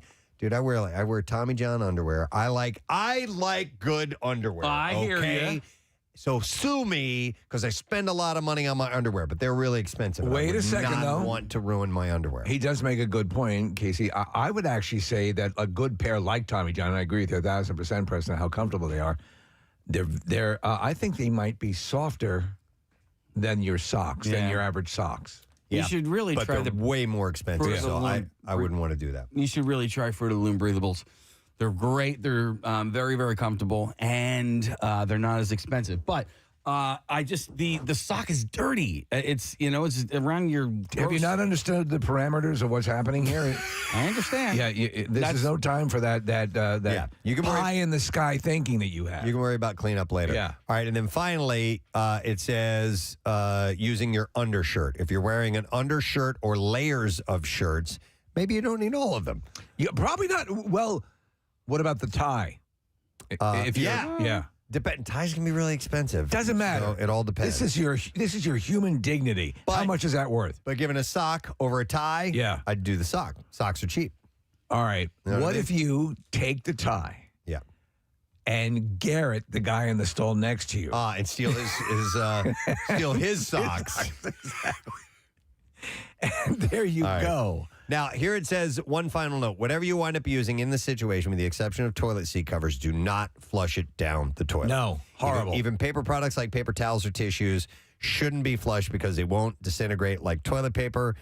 Tissues are designed to withstand explosive sneezes, after all, and persist for a long time, clogging time in our sewer systems, for example. And if you do have to resort to one of these desperate measures, steel yourself and walk the remnants to the garbage. They have left out hats and weaves as possible What was the wiping last material. one? Hats and weaves. Oh, weaves. Yeah. Talk about expensive. Steve, listen, the things that people will flush down the toilets. I have a friend of mine who No. He works for Public Works. Okay. And there was a pump house near this housing development, and he said, because there was like big time backups and stuff, and they had to go put in a whole new system. He said, you wouldn't believe what he found that people flush down the toilets, like baseballs, lacrosse, baseballs, dildos. Really? Like, yes. Yeah, people I remember are you flushing telling me that. these things down the toilet. That's the garbage disposal for your dildos, right? Exactly. Yeah. Anyway, by the way, a lot of texts and calls coming. This text says, I once wiped my ass with a $20 bill when caught without any toilet paper while drinking at a party. Took the same $20 bill, washed it off, and then bought more beer with it. Oh, God. Grody. Mm-hmm. I could not. They wash it up. Would you throw away the money? I would. I would. Wash it off. All righty. Thank you, Marissa. Let's dive into this. WMMR presents Preston and Steve's Bizarre File. And it's sponsored by Horizon Services, plumbing and electrical, same-day emergency service. You can book now at horizonservices.com. So this is a truly southern thing that happened down in Florida. A woman was arrested after throwing collard greens at a victim and threatening others with a cast iron skillet. This is the second skillet story we've had this week. Skillet story. Wendy Lee Messer of Satsuma, Florida, faces charges of battery, aggravated assault with a weapon, and what's likely an unsurprising charge of cocaine possession. Deputies responded to her home on Monday, where one woman said that Messer threw a plate of collard greens at her and also threatened her with a knife. A second victim said Messer approached her while holding a heavy skillet in a threatening way. When deputies arrested her, they found crack pipes and cocaine in her pocket as well. That might have been the culprit right there, the crack. All right, this is disturbing. 1,000 Royal Canadian Mounted Police employees, past and present, allege that as new recruits applying for jobs, they were subjected to improper and invasive breast, genital, and rectal exams during mandatory medical screenings. Class action lawyers say 1,000 RCMP recruits and employees have come forward complaining about doctors performing inappropriate and unnecessary exams, many of which arose to the level of sexual assault, or battery. Oh, that's something. We had the same thing here when we were getting these jobs, Preston. Megan McPhee, the plaintiff's lead lawyer, says the lawsuit launched launched in 2019 and certified in 2021, originally focused on allegations of sexual assault by 2 doctors. But after the story made headlines, hundreds of men and women leveled complaints about 26 doctors hired by the RCMP. That's insane. During court proceedings, the department has also had to produce an internal form that they gave doctors, mandating checklist exam for all candidates as a final step before they were hired. And according to one of the complainants, Megan McPhee, she said, many of us were surprised by some of the things on the form. Squeezing applicants' breasts to see if there was discharge. What? Looking at genitourinary systems, whatever that is. Urinary systems, genitourinary systems. Checking a male to see if they were circumcised was on the list. This is to work for the police department. Come on, man. Yeah. It doesn't screen for occupational health, they said. The case is headed to the federal court in Toronto.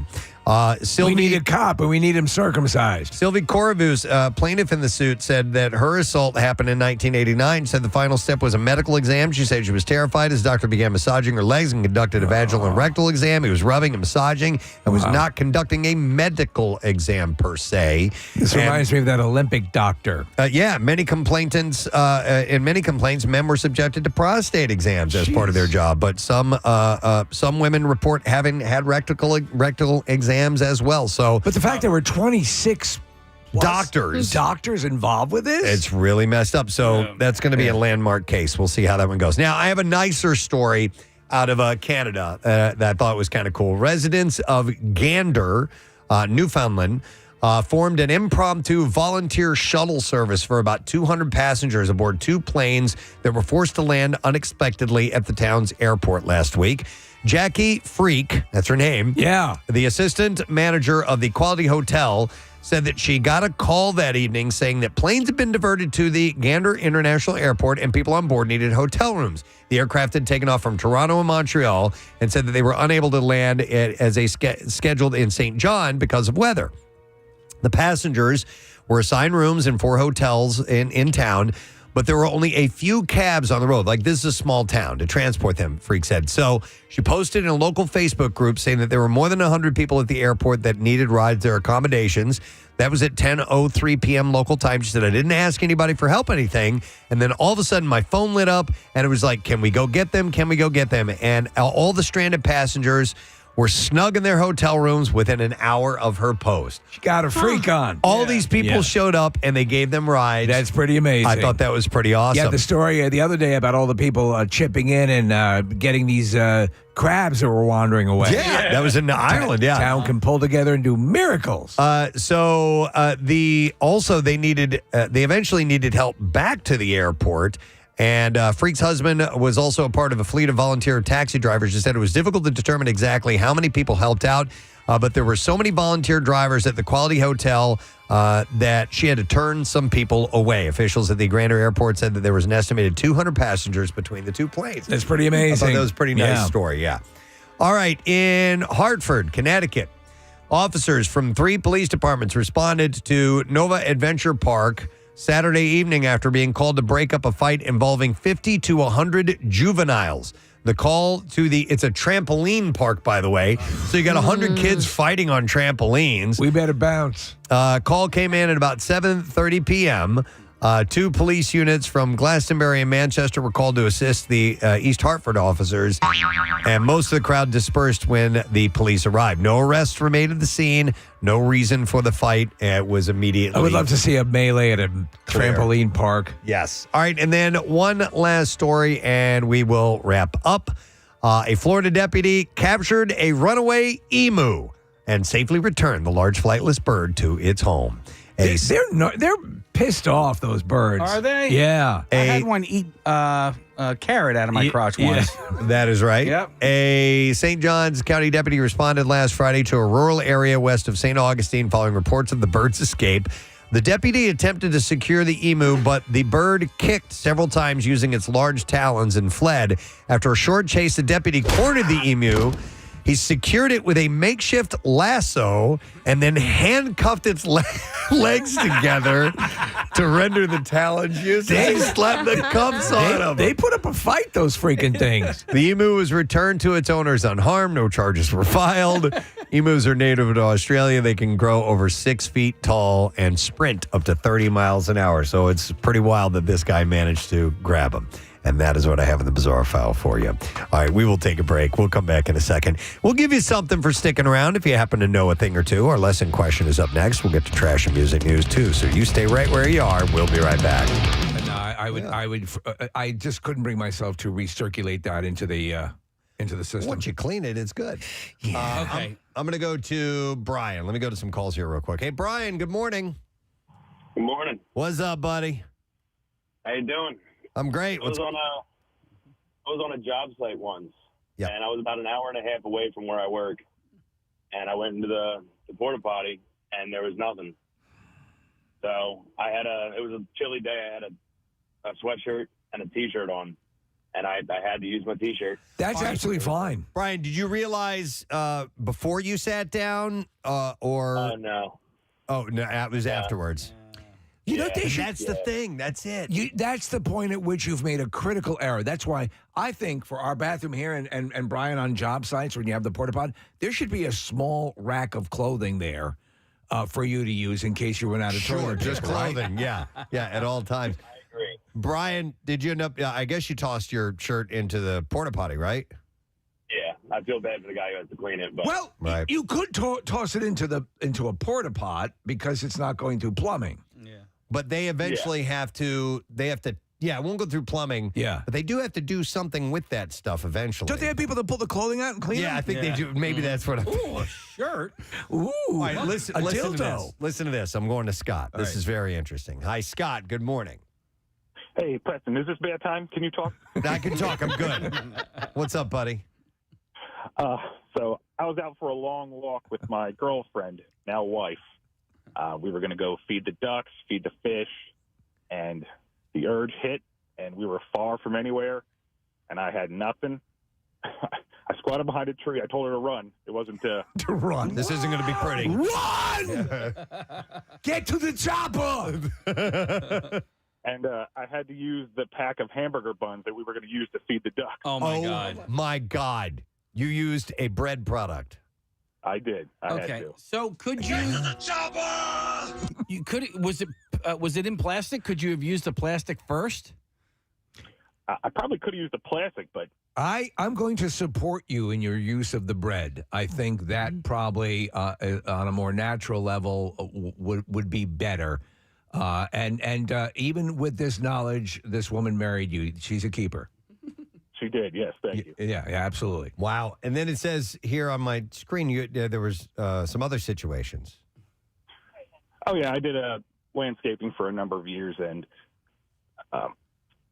when there's nothing out there on a job site, and it's in the middle of winter, and there's no paper, there's nothing, I just rolled up a couple snowballs and washed it. Snowballs. I thought you were going to say Never like considered that. a shrub. My God, Scott.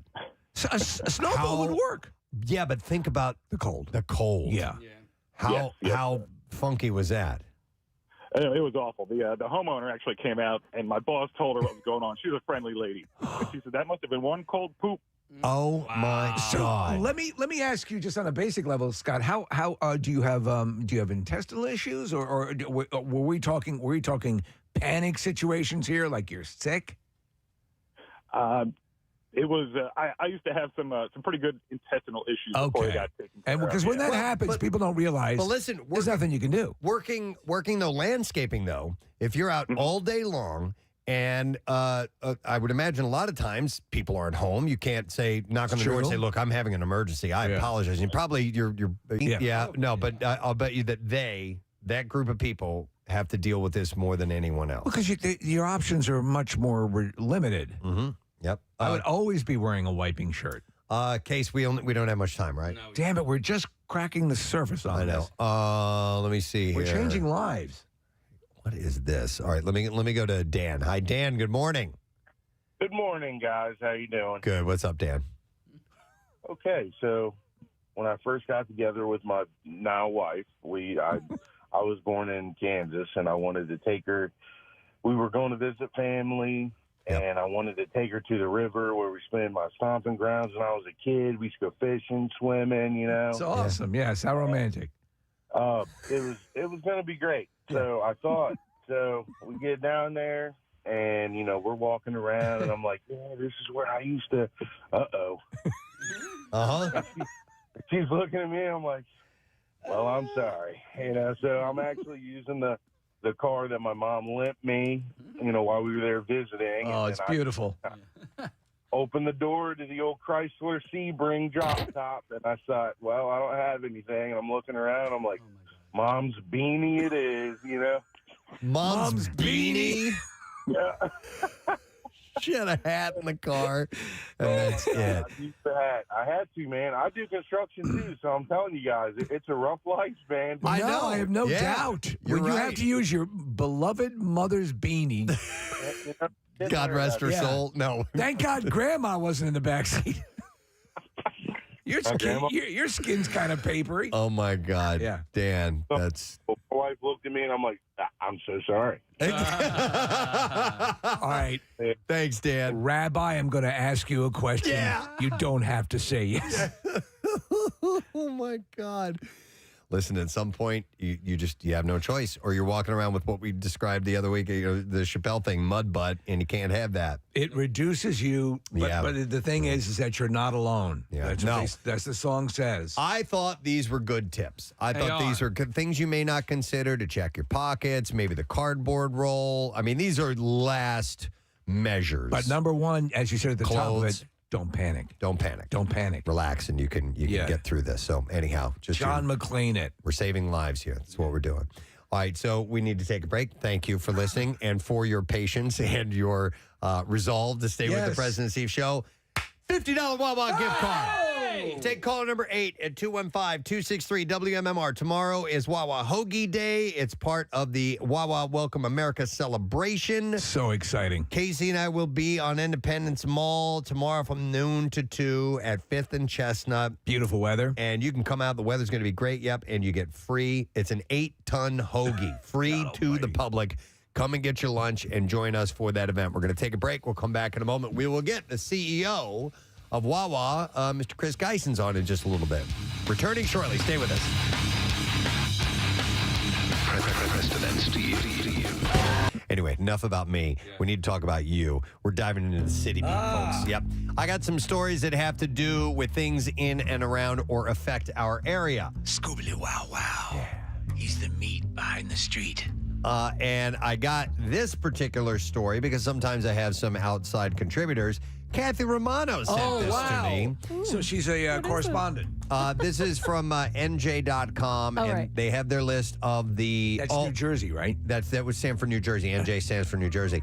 All 44 New Jersey beaches ranked worst to best for summer 2022. Now, we're not going to go through all 44. Okay, just do the 43. No, we're gonna go through the ones where most of our area head to. Like not up by the city. Yeah, there's going to be southern New Jersey. Yeah. So, I will say, though, like I went through the whole list. I didn't realize there are some beaches out there I had never heard of that are very popular for people in our area, too. Yeah. So, obviously, this whole the migration to the shore is a huge thing. It's been that for decades and decades and decades. But, you know, it's funny what you just said, Kathy, because there are people who, like, I didn't know some of the, taking a look at the map, some of the beaches that are popular were shore towns that people go to. I had no idea existed. Right. So there was one, and it's on the list, and I'm sure you'll get to it, Preston, but Ortley Beach. And it is not like, you know, what we consider the shore. And I actually recently had a conversation with a few different people who couldn't believe that I had not heard of it and said it's very popular. And it's I never heard of Ortley. Yeah, it's listed as one of the better beaches to go to. What part of Jersey is that in? Case, it's like, I think it's considered maybe like Tom's River. Okay. But from where I live, the people that I was talking to, they said it's the same distance, same amount of time for them to go there as it would be to go, you know, to Avalon or Stone Harbor. I have no, listen, it's not even July yet, right? So usually you kind of have to wait until after like school is officially out. But I feel like I wonder if this economy is having some issues. No. No. If it's Yeah, we got your Pearl Jam right here on 93.3 WMMR. Better Man. It's 9 minutes after 10 o'clock. It's Preston and Steve Show. Cardboard Classic while we're looking at this blanket of white. About to get some fresh pack this weekend. We're going to be looking forward to the Cardboard Classic on March 6th, and that is at Montage Mountain in the lovely hamlet of Scranton, Pennsylvania. We've got cash and prizes to give away, but it's more than just that. It's about the spectacle that is the Cardboard Classic. It really is.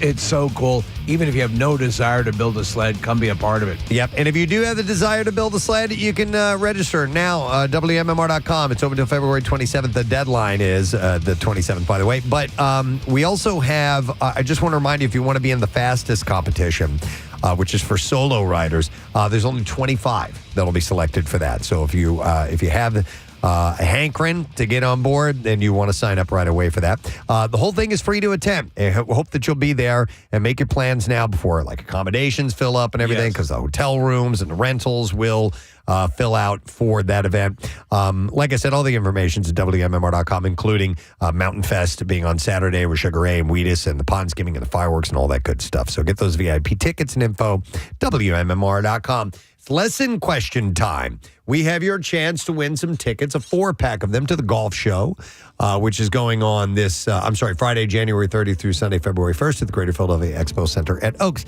Here's our question to see if you've been paying attention and listening this morning. Who came to Jerry Blavitt's house to watch the movie Deep Throat? In fact, it was his idea. 610-660-9333 is the number. We were reminiscing about Deep Throat, and Jerry Blavitt had told us a story one time about a very famous person who came over to his house to watch Deep Throat. Who was that? 610-660-9333. Call if you know the answer. While you're getting through, we'll do this. The trash business is a gold mine. 93.3 WMMR with Preston and Steve's Hollywood Trash. All right, here we go. Steve, what's up this morning? Well, Preston, the ultra-hardcore bodybuilder known as Kali Muscle passed out cold while pumping iron in a Southern California gym.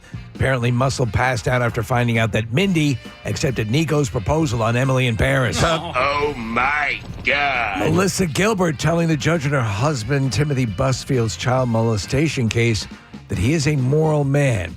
However, Gilbert did admit she has an exceedingly relaxed definition of moral. Yeah.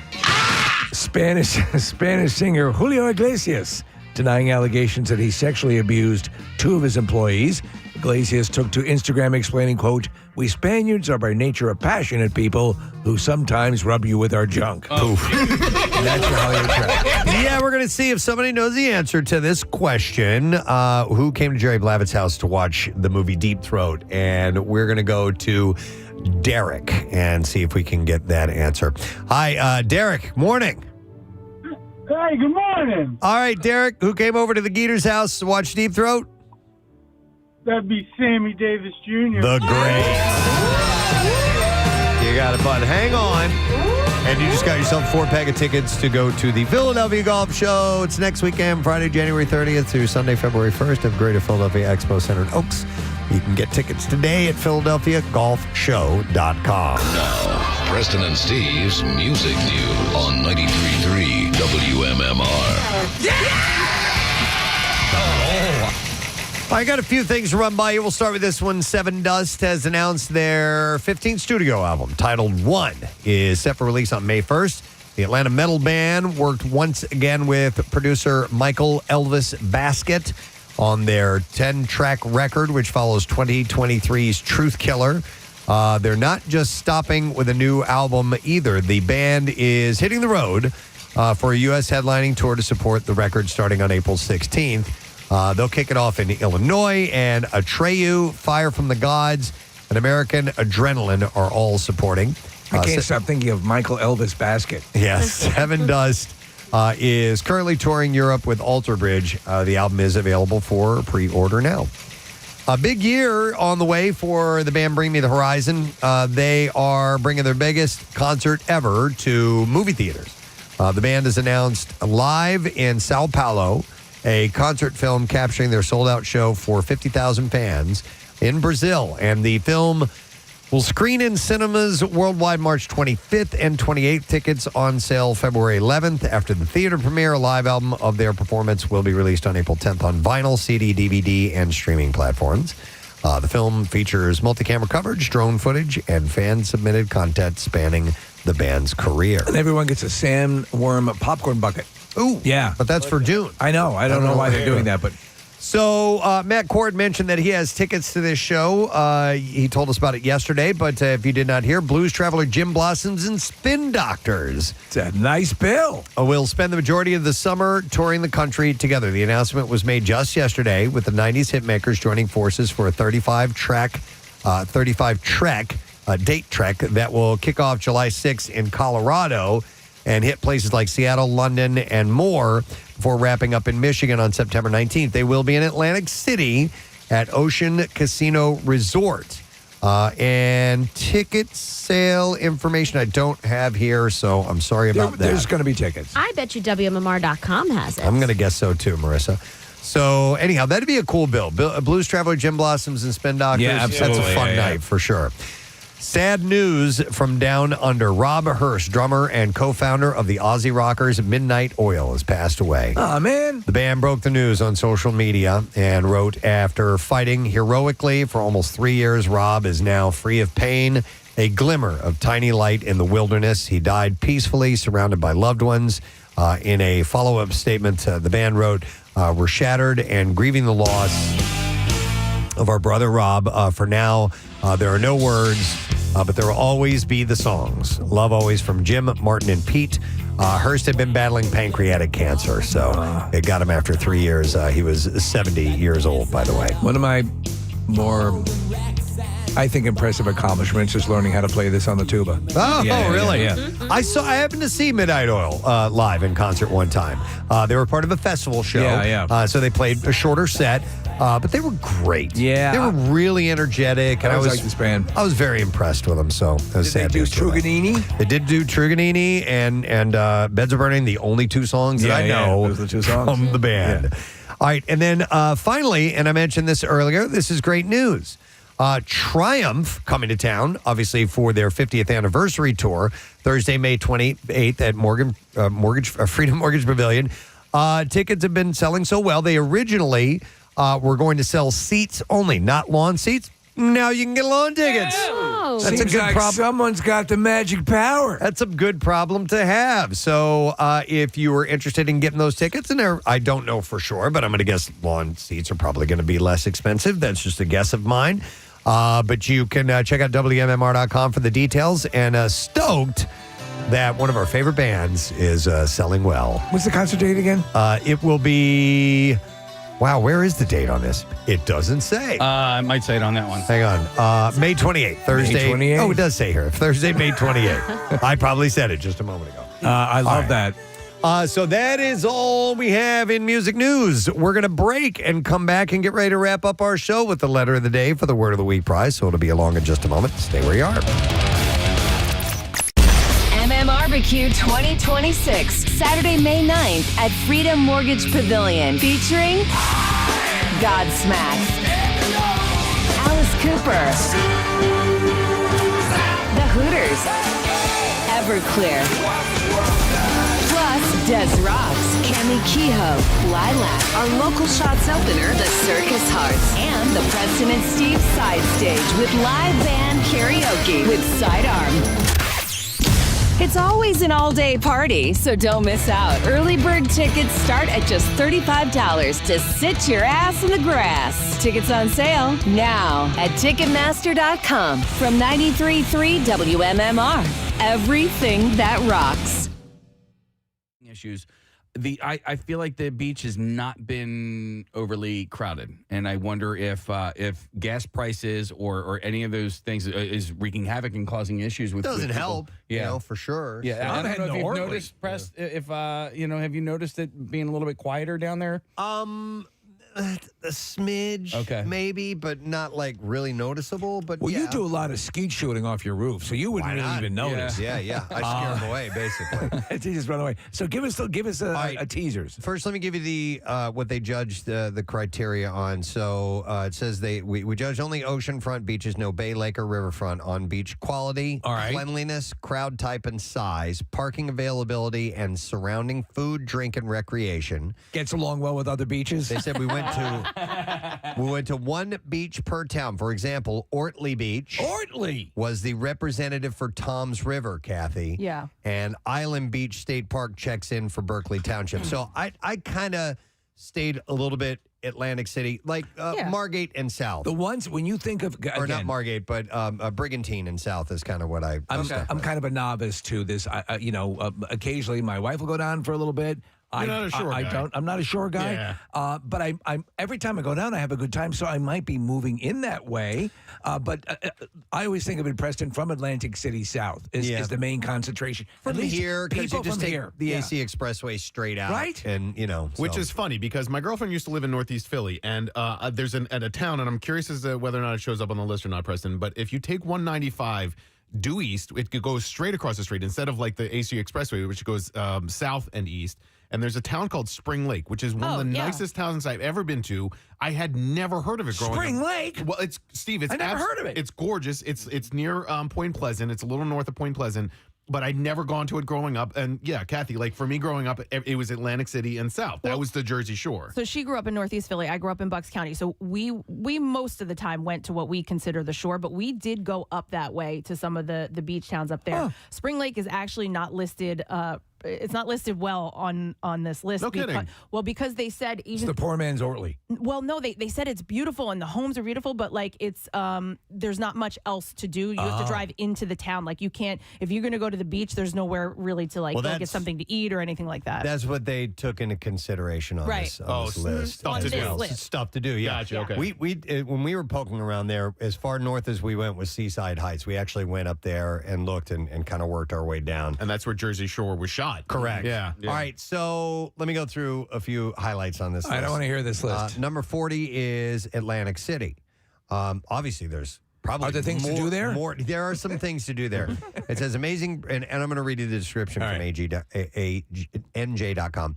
Amazing Bruce Springsteen song and terrific boardwalk. That's right. The ability to gamble feet away from the ocean is pretty incredible, but the beach itself is lackluster at best. Do you agree with that? Not the cleanest by any stretch, and the sand isn't exactly soft, and even that vaunted boardwalk is starting to feel downtrodden, just like the rest of the city. So that's their assessment. Preston, does Brigantine get folded into Atlantic City? No, it's its own thing. Yeah. All right, then you have number 39, Wildwood. It says you can't do much better than Wildwood's Boardwalk. They don't have a roller coaster. They basically have a theme park and a water park and go-karts and enough boardwalk food to make you sick. But you can't do much worse than their beach. It's so long and flat that walking to the water is exhausting. They literally have sand taxis. It says cute, but a sign that your beach is way too wide. It is huge. All up and down the Wildwoods, except North Wildwood is tiny. Well, they do also have planks to walk on, so you're not walking in straight up sand. But anyone, like the first time I got out there years ago, I remember thinking, everyone thinks you cannot help but go, Jesus Christ, this is a very wide beach. Yeah. Oh, yeah. I've come to love it. All right, then you have It loves you. Margate City. Okay. It says finding parking is tricky at Margate. This is number 35 on the list. I'm going to work our way down. I'm just skipping around to highlights. Yeah. And for once, so is finding Lucy the Elephant, too. The 6-story, 140-year-old wooden South Jersey icon is currently undergoing renovations. But you know what is open? The Margate Dairy Bar, home of some of the best ice cream and burgers you'll find on the shore. The beach itself is fine but unremarkable, they say. Okay. Number 31 is Strathmere. I love Strathmere. Yeah, it's great. One of the few free beaches in the Garden State. Strathmere's sand isn't exactly pristine, but there's a ton of parking available, and the Twisties is a terrific dive bar nearby. Twisties is what I've been by there. described as like it's like stuck. It's like back in time. Oh, it's okay. But they don't need to do anything because It's the only place to go there, and people flock to it. And it's actually great. It's right on the bay. Like you sit there, you're looking at the bay. It's just it gets really crowded because it's the only place to go. Right. Between Ocean City and Sea Isle. Is it the same place as the Deauville, or is it next to the Deauville? No, that's not it. It's further. It's like the middle of Strathmere. So Nick. a quick question. So is this where if you don't have a place down there? No, there's houses there. It's just not I'm as saying many. for people who are just going to go and take a day trip. Is this? Oh, I got you. Is this a likely beach? No. I don't think so. Oh, I think so because isn't it free there? Isn't Yeah, it? Yeah, it is. You don't need the beach tags, and it's sort of a nice midpoint between Ocean City and Sea Isle. Sea Isle is a little younger. Sea Isle kind of skews towards, especially like the party scene, like 20-year-olds, and that generation, and Ocean City is much more family. I guess it depends on what you want because there's really not a whole lot to do there. Yeah, I like if you just want beach, That's it. Yeah, exactly. What about marlin fishing? All right, I don't know. Well, there was a time where Casey and Kathy and I went to the Deauville. We took a limo down there. Oh, and God, I this forgot about was that. Don't bring that up. A decade ago, and it was a disaster. It was fun. It was fun. Disaster. I don't know what you mean by disaster. Was it an appearance? Wait, it was Casey, an appearance. Is that where you got out and walked home from the Blue Route? Yes. That was on the way because- back, yeah. On the way back, because I was very, very aware of the fact that there was major construction going on north of Westchester Pike. I had recommended getting off and going to Route 1 because we were supposed to stay at this hotel across the street over here. And you, Kathy, was like, no! It's faster to go this. I was like, there is. And then sure enough, that we got we got dead stop right after Route 3, Westchester Pike. And I said, you know what? I'm going to get out. I'm going to walk. And I walked a mile to Westchester Pike and then all the way.